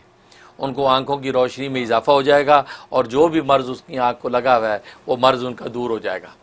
کیونکہ وہ صلاۃ و سلام پڑھتے ہوئے اور حسبنا اللہ و نعم الوکیل پڑھتے ہوئے غنودگی میں گئے ہیں, اور یہ سارا نظارہ اندھیرے کا دیکھا, پھر آخر میں چاند کا معاملہ. اس کا مطلب ہے کہ ان کو اللہ تبارک و تعالیٰ آنکھوں کو شفا عطا فرمائیں گے, ان کی روشنی میں اضافہ ہوگا.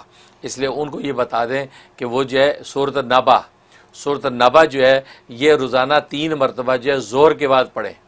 3 مرتبہ پڑھ کے پانی پہ دم کریں, پانی سے اپنی آنکھیں دھوئیں, اور کہ گلاب پہ دم کر کے ارکے گلاب جو ہے وہ 2 قطرے اپنی آنکھوں میں ڈالا کریں صبح دوپہر شام. تو یہ عمل 41 ڈیز کر لیں, انشاءاللہ ان کی آنکھوں کا مرض بھی دور ہو جائے گا اور ان کو ہر طرح شفا کلی ہوگی. میں بھی دل سے دعا کرتا ہوں. ماشاءاللہ, بہت شکریہ کالرز آپ کا کال کرنے کا. حضرت والا سے آپ اس سیگمنٹ کا جو ایک خصوصی سوال ہوتا ہے وہ حضرت کے سامنے رکھتے ہیں, اور حضرت آپ اس کی تشریح انشاءاللہ لیں گے. حضرت ہمارے حضرت علی رضی اللہ عنہ جو ہیں وہ امامت ہماری جو تصوف کے امام بھی ہیں اور سردار بھی ہیں. آپ کا فیض بہت زیادہ کثرت سے پہلا خیر القرون کے بعد, اور یہ طے شدہ بات ہے کہ حضرت علی کرم اللہ وجہہ کی جو فراست تھی, جو ان کی پاور آف آبزرویشن تھی, قوت مشاہدہ تھی, اور پھر روحانی استعداد وہ غضب کی تھی کیونکہ نور نبوت سے ڈائریکٹ وہ فیض حاصل کرتے تھے. آپ یہ فرمایا کرتے تھے کہ میں نے کبھی بھی اپنے رب کو دیکھے بغیر اس کی عبادت نہیں کی. تو پوچھنے والے نے یہ پوچھ لیا کہ حضرت آپ یہ اپنے رب کو کیسے دیکھتے ہیں؟ تو انہوں نے فرمایا کہ اپنی آنکھوں سے نہیں دیکھا بلکہ دل میں یقین کے ساتھ دیکھا. تو حضرت لیکن دوسری طرف ہماری شریعت ہے جو یہ ہمیں ضابطہ دیتی ہے کہ کوئی بھی شخص اس دنیا میں رہتے ہوئے اپنے رب کو نہیں دیکھ سکتا. تو حضرت علی رضی اللہ عنہ کیسے اپنی نماز میں اپنے رب کو دیکھ لیتے تھے؟ حضرت اس کے بارے میں بتائیے گا. اچھا آپ سوال لے کے آئے، لیکن اس میں تو حضرت علی رضی اللہ تعالیٰ عنہ نے یہ دعویٰ نہیں کیا کہ میں اپنی سر کی آنکھوں سے اپنے رب کو دیکھتا ہوں. جی. اور جو ممانعت شریعت میں وہ سر کی آنکھوں کی ممانعت ہے کہ سر کی آنکھوں کے ساتھ اللہ کو دنیا میں نہیں دیکھا جا سکتا. جو اللہ نے لن ترانی کا جملہ کہہ دیا تھا حضرت موسیٰ علیہ السلام کو کہ تو دنیا میں ان آنکھوں کے ساتھ مجھے نہیں دیکھ سکے گا. اور حضرت علی نے اس کی نفی کو تسلیم کیا. وہ بھی یہی کہہ رہے کہ میں نے سر کی آنکھوں سے نہیں دیکھا بلکہ میں دل کے یقین سے دیکھا، یعنی دل کی آنکھ سے دیکھا. اور دل سے کی آنکھ سے دیکھنا ہی مشاہدہ کہلاتا ہے. اور اسی کا حدیث میں حکم ہے کہ ان تعبد اللہ کانک تراہ. جب حضرت جبرائیل صلی اللہ علیہ وسلم نے حدیث جبرائیل میں یہ سوال کیا تھا مل احسان یا رسول اللہ، احسان کسے کہتے ہیں؟ اس پر نبی پاک صلی اللہ علیہ وسلم نے فرمایا کہ ان تعبد اللہ کانک تراہ، کہ تو اللہ کی عبادت اس طرح کر گویا کہ تو اللہ کو دیکھ رہا ہے. کانک تو یہ گویا کہ لائک دیٹ، گویا کہ کا یہ ایک حقیقی طور پہ نہیں، تو گویا کہ تو اللہ کو دیکھ رہا ہے. تو یہ مقام مشاہدہ ہے. تو مشاہدے کے مقام پہ پہنچ کر وہ عبادت کر. اصل عبادت کا مقام یہ ہے فَإِن لَمْ تَكُنْ تَرَاهُ. اور اگر تو اللہ کو نہیں دیکھ سکتا، یعنی مقام مشاہدہ تو میں حاصل نہیں اور دل کی آنکھ تیری ابھی کھلی نہیں ہے، بصیرت اتنی واضح نہیں ہے، تو فرمایا کہ فَإِنَّهُ يَرَاكَ. تو یہ مراقبہ کر، یہ تصور بان کہ اللہ تجھے دیکھ رہا ہے. تو گویا کہ اس حدیث میں دو مقام ذکر کیے، ایک مقام مشاہدہ، دوسرا مقام مراقبہ. تو اصل تو یہ کہ مقام مشاہدہ میں پہنچ کر خدا کی عبادت کرے، تو یہ اصل ہے. تو حضرت علی یہی رضی اللہ تعالیٰ فرما رہے ہیں کہ میں مقام مشاہدے پہ پہنچ کے ہی اللہ کی عبادت کی ہے. جب بھی عبادت کی تو دل کی یقین اور دل کی آنکھ سے میں اللہ کو دیکھ رہا تھا، دیکھتے ہوئے میں نے عبادت کی. اور تو دوسرا جو مقام مراقبہ ہے کہ اگر اس مقام پہ کوئی نہیں پہنچا تو پھر خود یہ تصور کرے کہ اللہ مجھے دیکھ رہا ہے.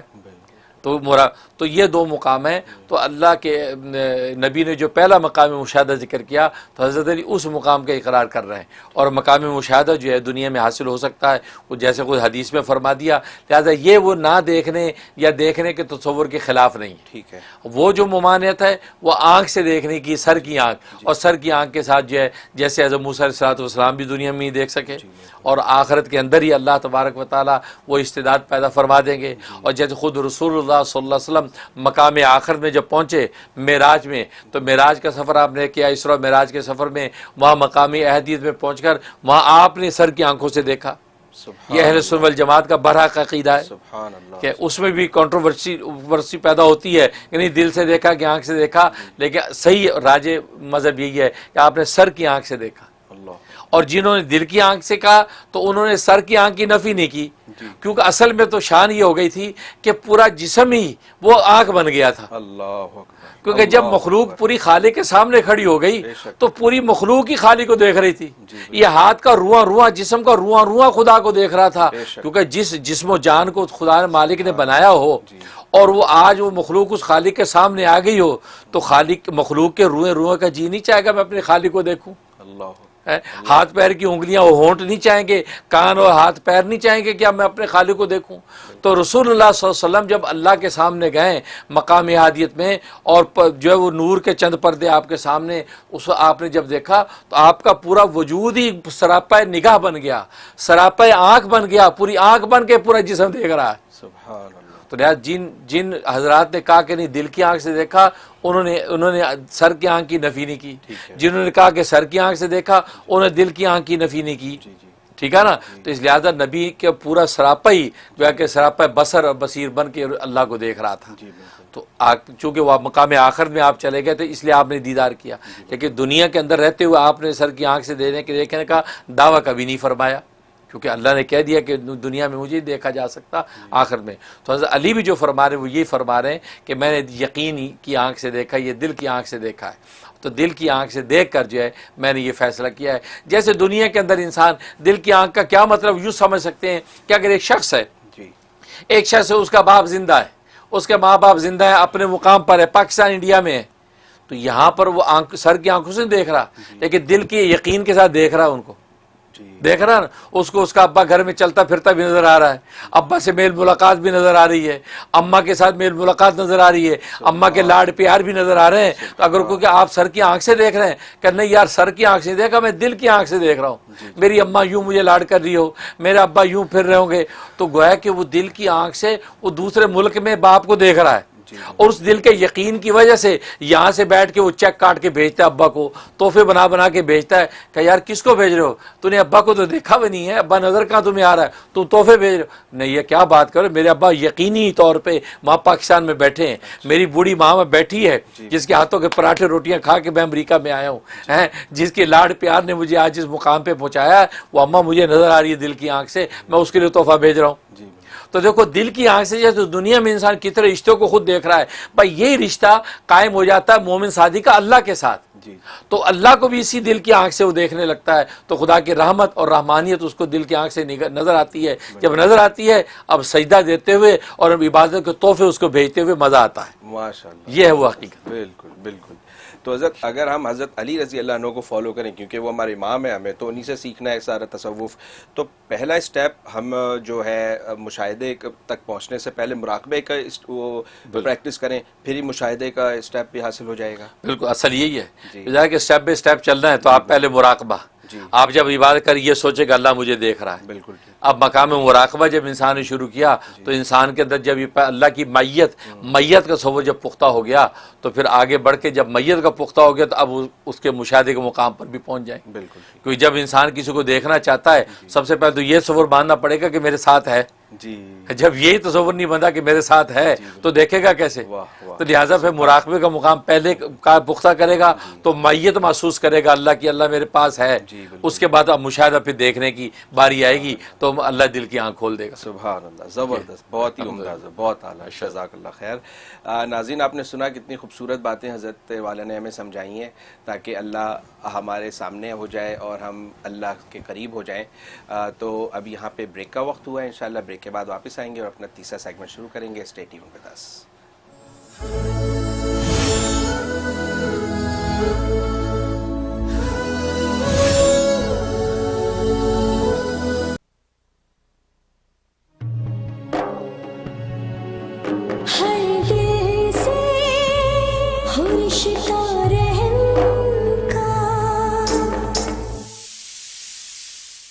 أعوذ بالله من الشيطان الرجيم.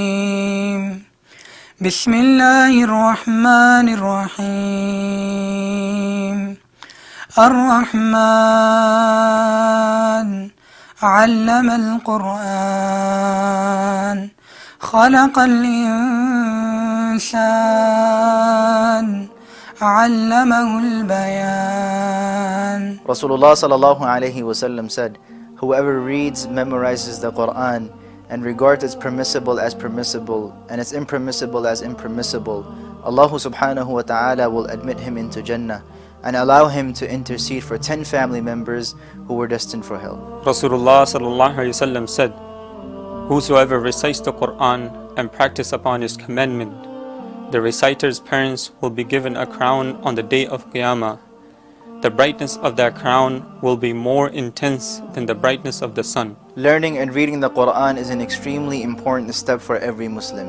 Darul Uloom Zakariya, New York, under the supervision of Grand Mufti of America, Mufti Munir Ahmad Akhoon, offers a Tahfidhul Quran program for students to memorize and read the Quran and attain their ijazah. Our teaching method is highly structured with a proper balance of memorization and review of each lesson to ensure what is learned is not lost. Boarding facilities are available for boys. We have very limited seats, so register now at almuniruniversity.org to secure your admission. Queens medical care doctor Nahid Sultana کی زیر نگرانی female health professionals اور competent lady doctors پر مشتمل ایک ہی location پر قائم مکمل family medical care centre, women health care, gynaecological exams, paediatrics, adult physicals, echo cardiogram, EKG testing, children vaccination اور اب ایئر ٹریولرز کے لیے کووڈ-19 PCR ٹیسٹ کی سہولت، rapid lab results in 72 hours only۔ Queens medical care, Jamaica phone 718-206-2222۔ Some people think Allstate only protects your car. Here's the truth. Allstate can also protect your home or apartment, as well as your boat, motorcycle, RV, and snowmobile, and even your retirement and your life. Not many insurance companies can say that, but Allstate can. For more details, please call Parvez Mahmood 516-759-5850 or email parvezmahmood@allstate.com.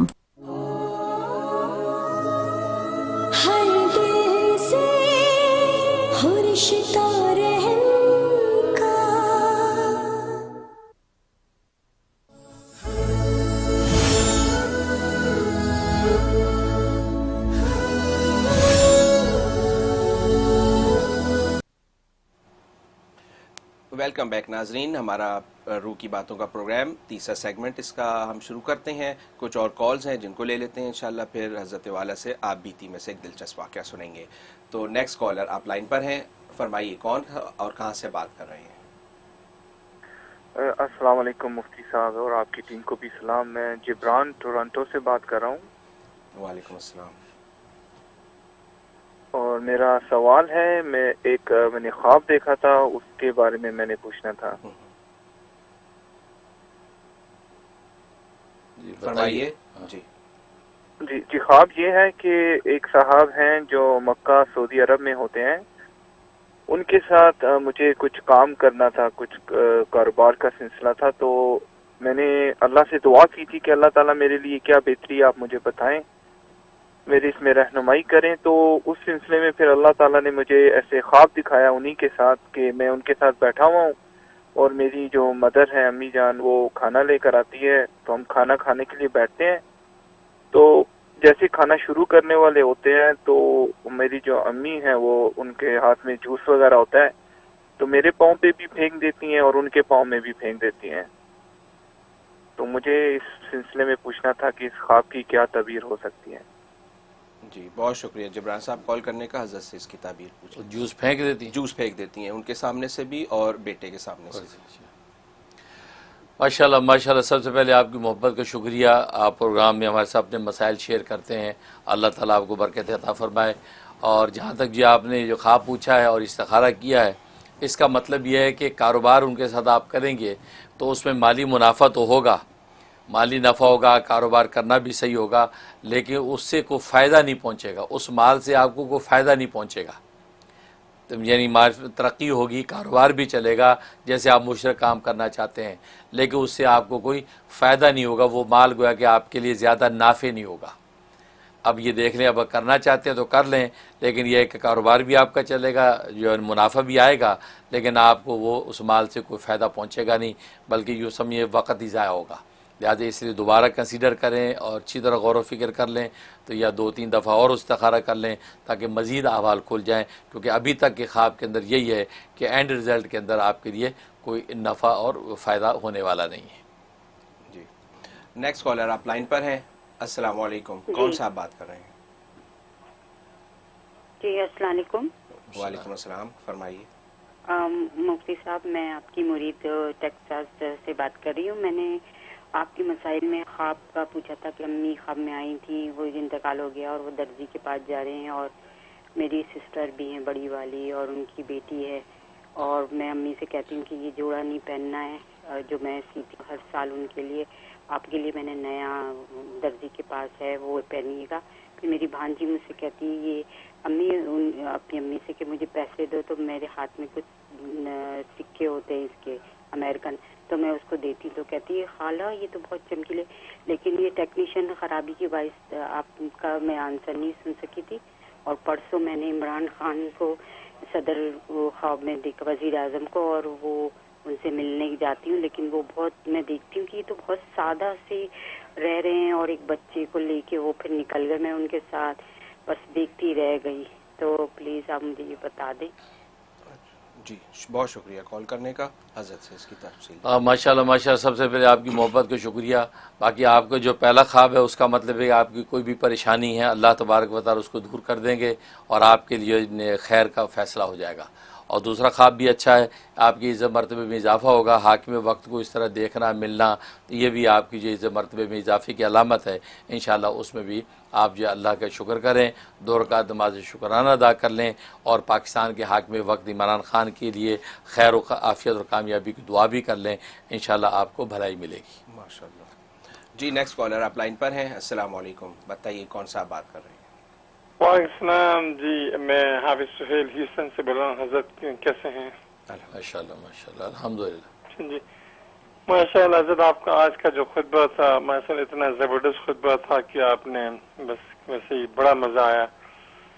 تو بس question میرا سوال یہی ہے کہ یہ جو 4 قسم کے جو قلوب ہیں آپ بتا رہے ہیں, تو میں بس یہی جاننا چاہ رہا ہوں کہ جو پہلا نمبر کا جب بتا رہے ہیں قلوب ہیں, اس پر پہنچنے کے لیے کیا منازل, کیا راستے طے کرنے ہوتے ہیں؟ تصوف کی دنیا کے اندر میں جانا یہ چاہ رہا کہ اپنے شیخ کی صحبت میں رہ کر یہ منازل طے کر سکتے ہیں, یا کسی ذکر و اذکار کی اس پہ کر سکتے ہیں, یا کسی اور کوئی کیا اس کا کیا راستہ ہوتا ہے کہ آپ اس منزل تک پہنچے؟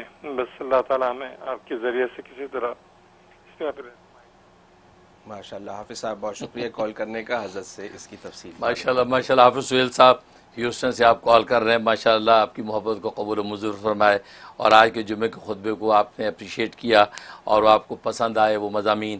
اور بہت سے لوگ دنیا بھر سے یہی بات کہتے ہیں کہ جمعے کا خطبہ ان کو بہت جو لطف دیتا ہے, اور ہمیں بھی بیان کرنے میں مزہ آتا ہے, اور ہم بھی شوق و ذوق کے ساتھ جو ہے ان کے سامنے جا کے بیٹھتے ہیں, اور اللہ تبارک و تعالی مضامین قلب پہ اتارتے ہیں اور زبان سے کہلواتے ہیں, اور آپ حضرات جو ہے اس کو ہاتھوں ہاتھ لیتے ہیں.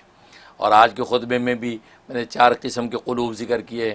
اس میں آپ پہلے نمبر کے جو قلوب ہیں ان میں سے آپ ہونے کی خواہش کر رہے ہیں. وہ بھی طریقہ ضابطہ میں نے اسی بیان میں بتا دیا, آپ نے سنا ہوگا کہ آپ فلاں مراقبہ کریں, عقل ماد استعمال کریں, تو عقل ماد کے ذریعے سے آپ جو ہے وہ پہلے درجے کے قلوب کے اندر جو داخل ہو سکتے ہیں.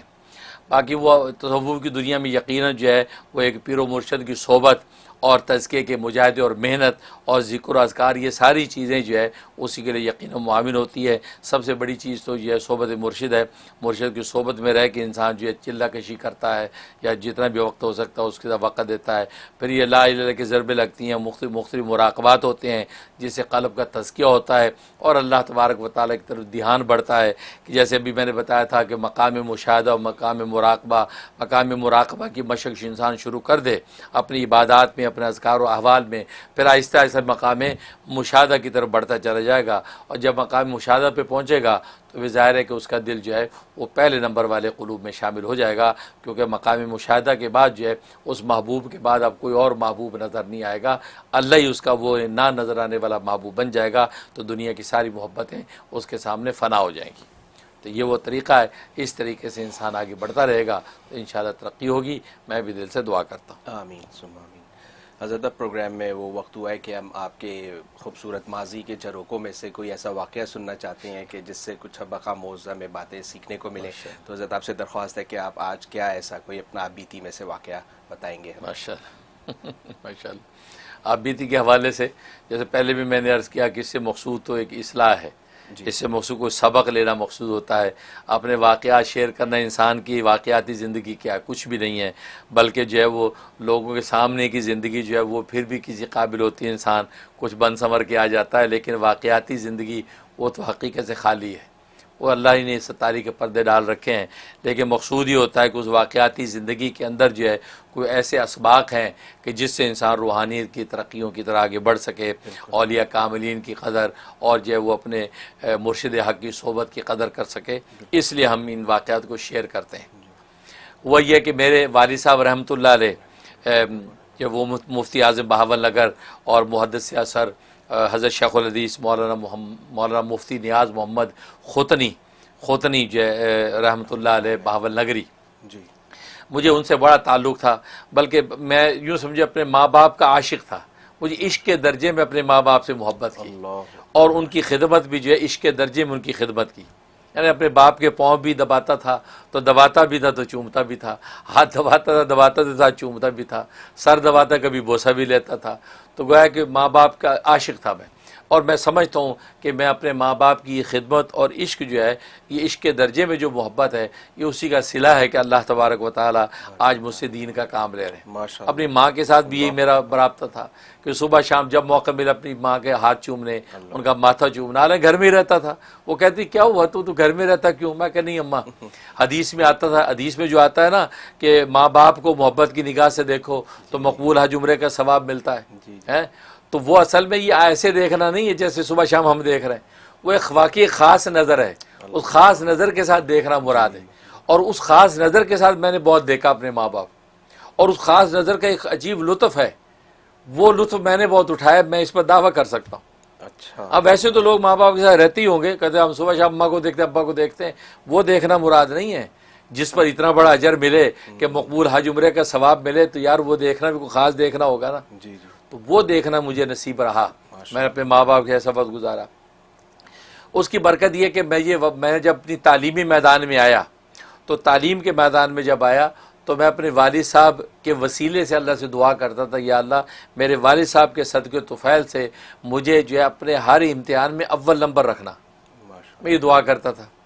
نتیجہ یہ کہ میں نے کچی جماعت سے لے کے اور ایف اے تک گویا کہ اسکول اور کالج کی تعلیم حاصل کی, کوئی امتحان تعلیمی ایسا نہیں جس میں اول نمبر نہیں آیا. اچھا, ہمیشہ فرسٹ پوزیشن. فرسٹ پوزیشن میری زندگی کا حصہ ہو گئی, فرسٹ. اور سیکنڈ پوزیشن کو میں سمجھتا تو فیل ہو گیا, ہمیشہ فرسٹ پوزیشن. کیونکہ میں دعا اپنے والد سے دعا لے کے جاتا, ان کو ماتھا چوم کے جاتا, اور اماں سے دعا لے کے جاتا یہ میرا امتحان ہے. اور رات کے اندھیروں میں محنت بھی کرتا, یہاں تک کہ اماں کہتی کہ بیٹا سو جا, سردی اتنی ہو رہی ہے تو سو جا, کل امتحان بھی ہے. میں کہتی اماں میں سو جاؤں گا, بس آپ دعا کر دیں. تو راتوں پڑھنا بھی اور محنت بھی کرنا, دن میں پارک میں جا کے یکسوئی سے بیٹھ کے بھی پڑھنا, محنت بھی کرنا, اور جناب ہمیشہ اول نمبر. کوئی ایسا امتحان نہیں. یا ایون ہے کہ مطلب کھیل کی دنیا میں کھیلے بھی ساری کھیلیں ہیں. میں ہاکی کا جو ہے وہ بہت زبردست پلیئر رہا, کرکٹ کا پلیئر رہا, فاسٹ بالر رہا, میں جو بیڈمنٹن کا, ٹیبل ٹینس کا, تو کتنی گیمز ہے. پھر جو ہے وہ دوڑ لگانے کے, اسپرنٹ دوڑ لگانا, تیز دوڑنے کا مقابلہ, یہ سارے تمام کھیلیں میں نے کھیلی اور ہر ایک میں اول نمبر. اچھا, مجھے صرف ایک یاد ہے کہ میں جو ہے ٹیبل ٹینس کا میرا جو ہے وہ ڈسٹرکٹ لیول کے اوپر ٹیبل ٹینس کا مقابلہ ہوا, اس میں میں رنر اپ ہوا, اس میں ونر نہیں ہوا. وہ بس اس میں 2 پوائنٹ سے ٹیبل ٹینس کے جو اس کھیل میں, وہ ایک میری زندگی میں جس میں میں, اور اس میں یوں سمجھو وہ تھوڑی سی ایسی مسٹیک ہی سمجھیں, یا دائیں بائیں کی ایک ایسی ہوٹنگ جس کی وجہ سے وہ مسٹیک ہوئی. تو لیکن الحمدللہ اس برکت سے میں بتا رہا ہوں کہ اللہ کے ولی کی وجاہت اللہ کی اتنی ہوتی ہے, اللہ اس کی لاج رکھتے ہیں. سبحان اللہ. اور کھیل کے میدان میں جانے سے پہلے بھی ابا سے دعا کریں, ابا کھیلنے جا رہے. اور میرے والد صاحب یہ کہتے تھے کہ اول نمبر چاہیے, کھیلنا ہے کھیل میں بھی اول نمبر چاہیے, پڑھنا ہے پڑھائی میں بھی اول نمبر چاہیے. بھائی یہ وقت کے قطب ہیں, ابدال ہیں, لیکن وہ ان کا یہ ہوتا ہے کھیلنا بھی ہے اس میں اول. کہا کہ نمبر 2 نمبر 3 کیا ہوتا ہے, نمبر اول چاہیے. تو ان کا یہ چاہت بھی تھی کہ میں کھیل میں بھی اول نمبر آتا. پھر میں مدرسہ بنوری ٹاؤن میں داخل ہوا, جامعہ اسلامیہ علامہ بنوری ٹاؤن کراچی پاکستان میں. میں جب داخل ہوا تو وہاں بھی اول نمبر. اچھا, وہاں کیا ہوتا تھا کہ میں جب امتحان دے کے فارغ ہوتا وہاں سے, تو وہاں جب محدث الاثر حضرت مولانا محمد یوسف بنوری رحمۃ اللہ علیہ, جو علامہ انور شاہ کشمیری رحمۃ اللہ علیہ کے خاص شاگردوں میں سے تھے, ان کے علوم کے ترجمان تھے, تو وہ بانی ہے اس ادارے کی, ان کی قبر ہے وہاں پہ. تو مسجد بنوری ٹاؤن سے نکلتے تو لیفٹ سائڈ پہ قبر آتی ہے ان کی. تو میں ان کی قبر مبارک جب پرچہ دے کے ان کی قبر مبارک پہ جا کے میں فاتحہ پڑھتا اور ان کے واسطے اور وسیلے سے دعا کرتا, یا اللہ ان صاحب قبر کی برکت سے مجھے اول نمبر چاہیے. میں یہ دعا کرتا, میں نے جو لکھا یا اللہ وہ قبول ہو جائے, اس پہ کوئی غلطی ہوگی تو غلطی آپ درست کر دیں. بس میری اتنی بساط تھی جتنا میں لکھا, باقی غلطی اب آپ اس کو درست کریں. اور پرچے کا امتحان دینے والا, نمبر دینے والا وہاں غلطی نہ دیکھے بلکہ صحیح دیکھے. وہ قبر پہ دعا کر دیتا تھا ان کے واسطے وسیلے سے. اور اس کی برکت یہ ہوتی تھی کہ اساتذہ پرچہ کلاس میں لا کے طلباء کو دکھاتے تھے کہ دیکھو یوں پرچہ لکھا جاتا ہے. देखो देखो मुनीर ने जैसे पर्चा किया है, पर्चा यूं होता है। अच्छा स्कूल की दुनिया में भी होता था कि स्कूल के दौर में भी टीचर पर्चा ले आते थे और स्टाफ को दिखाते, देखो ये स्टूडेंट देखो कैसे पर्चा लिखा, देखो जी कैसे इसने जवाब दिया, देखो जी कैसे इसने शेर की तशरीह की है। तो क्योंकि अल्लाह तबारक व तआला लिखवाते थे। तो बिनौरी टाउन में भी ये सूरत हाल। अब इस तरह चलता रहा, यहाँ तक कि आपको पता वहाँ मदरसों में कंपटीशन होता है। इवन है कि मदरसे के क्लास के बाद तालिब इल्म ज़ाहिर के वहाँ एक दूसरे रकाबत भी होती है। वो कहते हैं यार ये हर इम्तिहान में अव्वल आता है, यार कोई इसका रिकॉर्ड तोड़ना चाहिए। इवन है कि दूसरे मदरसों के बाद काबिल स्टूडेंटों को ला के बिनौरी टाउन में दाखिल किया दोस्तों ने, यानी मेरे मुखालिफ हासिदीन दोस्तों ने, कि दाखिल किया कि यार इसका रिकॉर्ड तोड़ो। तो ये जामे फ़ारूकिया से ला के जी दाखिल कर दिया, जी दारुल से वहाँ से आके यार तुम यहाँ हमारे दाखिल हो जाओ, यार मुनीर का रिकॉर्ड तोड़ना है। अच्छा। तो मैं हर इम्तिहान में अव्वल आता था। इवन वो काबिल लड़के आते। तो मेरा एक ख़ास दोस्त था, मेरा बड़ा लंगोटिया, वो मौलाना मोहम्मद रफ़ीक अनवर टोबा टेक सिंह में अब तो बड़ा ख़तीब आज़म बना हुआ है और माशाल्लाह वो होम्योपैथिक डॉक्टर भी है, हकीम भी है। तो माशाल्लाह तिब्बिया कारी से सर्टिफिकेट लिया। तो वो मेरा बड़ा खातिब ख़ास भी बना हुआ था, मेरी खिदमत भी करता, मेरा साथी भी था। वो सारी रिपोर्टें मुझे देता कि मौलवी साहब बड़े बड़े काबिल स्टूडेंट दाखिल हो गए इस साल, आपका लगता है रिकॉर्ड तोड़ेंगे कि आप अव्वल ना है वो अव्वल आए। मैं कहते यार कोई नहीं, अल्लाह की सुपुर्द है, मैं तो अपनी जितनी मेहनत मैं कर रहा हूँ, अल्लाह से दुआ करता हूँ, अल्लाह खुद ही अव्वल नंबर करेंगे। अब वो इम्तिहानात आते तो मैं अव्वल नंबर। तो दर्जा सालिसा की गालिबन बात है, दर्जा सालिसा था, तीसरा साल था मेरा। तो उस वक़्त जो है कुछ जब वो ऐसे तालिब इल्म भी लाए गए कि वे ताकि जो है ना वो मुनीर का रिकॉर्ड टूटे, और इम्तिहानात हुए। अब रिज़ल्ट होने का ऐलान होने लगा है। पूरा बिनौरी टाउन की मस्जिद के अंदर तलबा मौजूद हैं। और जब डॉक्टर अब्दुल रज़ाक सिकंदर जो इस वक्त मोहतमिम है जामे इस्लामिया बिनौरी टाउन के और शेखुल हदीस भी हैं, तो वो जो नाज़िम तालीमात थे तो वो ऐलान किया करते थे। अब सारे असातिज़ा जिस स्टेज के ऊपर मौजूद हैं और मोहतमी जो है वो मौलाना मुफ्ती अहमदुर रहमान साहब रहमतुल्लाह अलैह जो हज़रत मौलाना यूसुफ बिनौरी रहमतुल्लाह अलैह के दामाद भी हैं। तो वो हमारे जो है वो मोहतमिम हैं और सारे असातिज़ा वो मौजूद हैं। मुफ्ती वली हसन साहब, मुफ्ती आज़म पाकिस्तान, मौलाना मिसबाहुल्लाह शाह साहब, ये हमारे शेखुल हदीस भी थे, वो वहाँ मौजूद हैं। और इसी तरीके से और मौलाना मोहम्मद साहब, ये हमारे बुज़ुर्ग असातिज़ा में से थे। और मौलाना अब्दुल मन्नान साहब, मौलाना मुफ्ती अब्दुल समी साहब हैं, ये सारे असातिज़ा वहाँ मौजूद, मौलाना अब्दुल क़य्यूम साहब चतराली, ये रहमतुल्लाह अलैह सारे हज़रात मौजूद होते थे स्टेज पे। अब वो ऐलान कर रहे हैं, अब वो रिज़ल्ट का ऐलान कर रहे हैं कि मुख्तलिफ दर्जों का ऐलान करते आ रहे हैं। अब दर्जा सालिसा कहा कि दर्जा सालिसा का ऐलान किया जा रहा है कि दर्जा सालिसा में अव्वल आने वाले ये बोले, इतना बोला। जब इतना बोला तो आप यकीन करें तो जामे इस्लामी बिनौरी टाउन के जो छोटे दर्जों के असातिज़ा वो और बाकी और बाज़ तलबा, उन सब ने यूँ मुड़ के मुझे देखा। मैं वो अपने साथी मौलाना रफ़ीक अनवर के साथ बैठा था, हम सोच रहे हैं कि क्या है। तो जैसे ही कहा कि दर्जा सालिसा में अव्वल आने वाले खुश नसीब, ये डॉक्टर अब्दुल रज़ाक साहब ने कहा, ये कहा तो सब ने यूं एकदम यूं मुड़ के देखा मेरी तरफ। अब मैं चुप, क्योंकि उनको यकीन है कि मुनीर ही होगा। क्योंकि तो उन्होंने क्या कहा, अव्वल आने वाले खुश नसीब अब्दुल कादिर, ये लफ्ज़ बोला। जब ये बात कही तो सब लोग सीधी गर्दन करने के बाद फौरन फिर मुझे यूं देखा उन्होंने, भाई ये क्या हुआ, अव्वल लिया है, अव्वल तो कोई और आ गया। अब ये अब्दुल कादिर कौन है? ये मौलवी अब्दुल कादिर साहब, ये अब गालिबन इंग्लैंड में होते हैं, ये हमारे साथी थे। ये मौलाना मुफ्ती अहमदुर रहमान साहब के गालिबन फुफ्फी साथ भाई हैं या उनके भांजे हैं, कोई ऐसा रिश्ता है। तो ये थे वो, तो हमारे साथी थे, अच्छे काबिल थे। उन्होंने कहा अव्वल आने वाले अब्दुल कादिर आए और अपना जो है इनाम लें या जो भी है, ये बात कही। अब जनाब वो सब मेरा सर नीचे। तो मेरा जो साथी मौलवी रफ़ीक मुझे कहता है, मौलवी साहब एक ही हो गया, पंजाबी एक ही हो गया, मतलब रिकॉर्ड टूट गया। मैं खामोश। और सारे अच्छा जो हासिदीन थे वो देख के मुझे हंस भी रहे हैं, हंस भी रहे, गया देखा कि रिकॉर्ड। वो खैर स्टेज पे गया, अपनी किताबों का बंडल, उसको इनाम मिला, लेके इनाम वापस आ गया। अब इतनी सी अरसे के अंदर जो मेरे चाहने वाले तो मुझे देख के बड़े सदमे में कि यार ये क्या हुआ है। ورنہ جو ہے آپ سیمائی ششمائی سالانہ ہر امتحان میں اول، اور یہ کیا معاملہ ہوا؟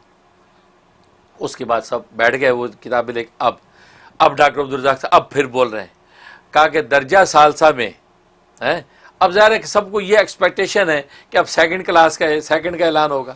تو فرمایا کہ درجہ ثالثہ میں دوسرے خوش نصیب، دوسرے اول آنے والے منیر احمد. اچھا یعنی فرمایا کہ اس دفعہ درجہ ثالثہ میں 2 اول آئے. جی جی جی بالکل.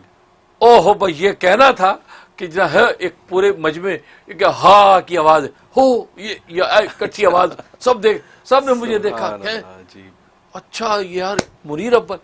اور میں اس وقت خدا کی رحمت اترتے دیکھی، یا اللہ یہ اللہ کے ولیوں کا وسیلہ دے کے تجھ سے مانگتا ہوں، اور تو نے واقعی لاج میں بھی اول ہی ہوں.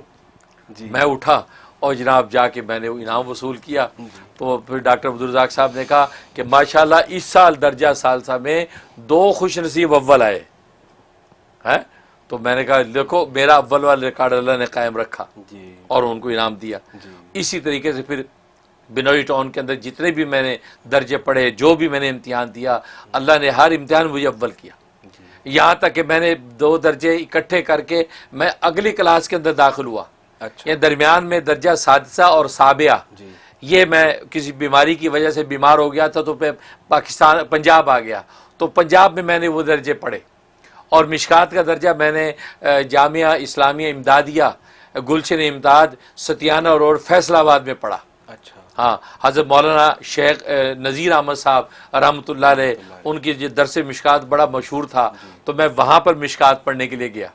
تو وہاں میں اور وہاں بھی الحمدللہ اول پوزیشن ہر امتحان میں. پھر دورہ حدیث کے لیے دوبارہ گیا تو میں نے یہاں پھر درجہ صحابیہ اپنے جو ہے وہ باول نگر میں والد صاحب کے بعد رہ کے خامسہ صحابیہ کو اکٹھا میں نے کر کے آگے بڑھ گیا. ہاں ساتھ امتحان دے کے جی بھی امتحان دے کے افاق کا. تو پھر جو ہے درجے دور حدیث میں واپس آیا تو اگلے والے درجے کے اندر شامل ہوا. میری اصل کا پیچھے رہ گئی تو اور اگلے والوں کے اندر بڑے بڑے قابل.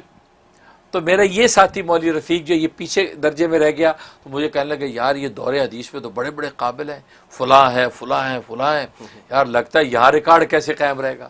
اچھا جو چھوٹے درجے کا اساتذہ تھے وہ بھی ان کو کہتے تھے بھائی یہ نیچے کے درجے سے اوپر آیا ہے اور تم اوپر کے درجے کے سینئر ہو، دیکھ لو اب کیا بنے گا. تو اللہ نے اس میں بھی مجھے اول ہی رکھا. سبحان اللہ. درجہ سیمائی میں ششمائی میں سالانہ میں اس میں بھی اول. بڑا زور لگایا دوسرے حضرات نے، محنتیں دن رات کی ہیں، اور اس کے بھی ایک نظارے ہیں. لیکن میرے اللہ کے میں بس وہ حضرت بنوری کی قبر پہ جا کے کہہ دیا اللہ جتنی بساط تھی میں نے کر دی، اس ولی کی برکت سے مجھے اول نمبر چاہیے. حالانکہ میں پیچھے درجے کا جونیئر ہوں، یہ سینئر میں جا رہا ہوں، لیکن اول اب آپ نہیں کرنا، تو مجھے اس میں بھی اول. تو دور حدیث کے سارے امتحانوں میں اول. تو گویا کہ کوئی بھی امتحان ایسا نہیں ہوا تعلیمی اور کھیل کی دنیا میں بھی کہ جس میں اللہ تبارک و تعالی نے اول نمبر نہ رکھا ہو. بھائی یہی دعا کرتے ہیں. اور یہ میں بتانا چاہتا ہوں ناظرین کو کہ اولیاء اللہ کے وسیلے اور صدقے اور طفیل سے جو دعائیں کی جاتی ہیں وہ اس میں جان ہوتی ہے، میں نہیں ہوتی. کیونکہ اس لیے کہ ہم اور ہماری وجاہت کی حقیقت نہیں، لیکن جس کا وسیلہ آپ پیش کر رہے ہیں اس کی اللہ کے یہاں وجاہت ہے، اس کا اللہ کا اعزاز ہے.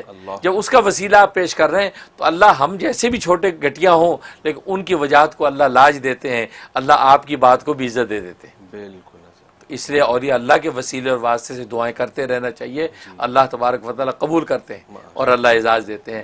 اس طرح اللہ نے اول رکھا تو یہی دعا کرتے یا اللہ دنیا کے امتحانوں میں آپ نے اول رکھا ہے تو آخرت کے امتحان میں بھی مجھے اور میرے چاہنے والوں کو سب کو یا اللہ اول نمبر ہی رکھنا تاکہ جنت کی اول نمبر کے جو ہے وہ مقام پر ہم فائز ہو جائیں. ماشاء اللہ. زبردست زبردست. حضرت لطف آ گیا.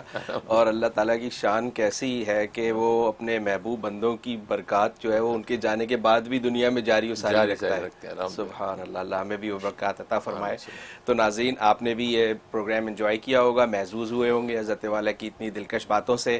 ہمارے پروگرام کا وقت یہاں پہ ختم ہوا ہے. ہمارے آج کے اسپانسر تھے وری فری انشورنس گروپ شکاگو سے. آپ کا بہت شکریہ کہ آپ نے ہمارا پروگرام اسپانسر کیا. تو آئندہ پروگرام تک کے لیے ہمیں اجازت دیجیے. اللہ حافظ. السلام علیکم ورحمۃ اللہ.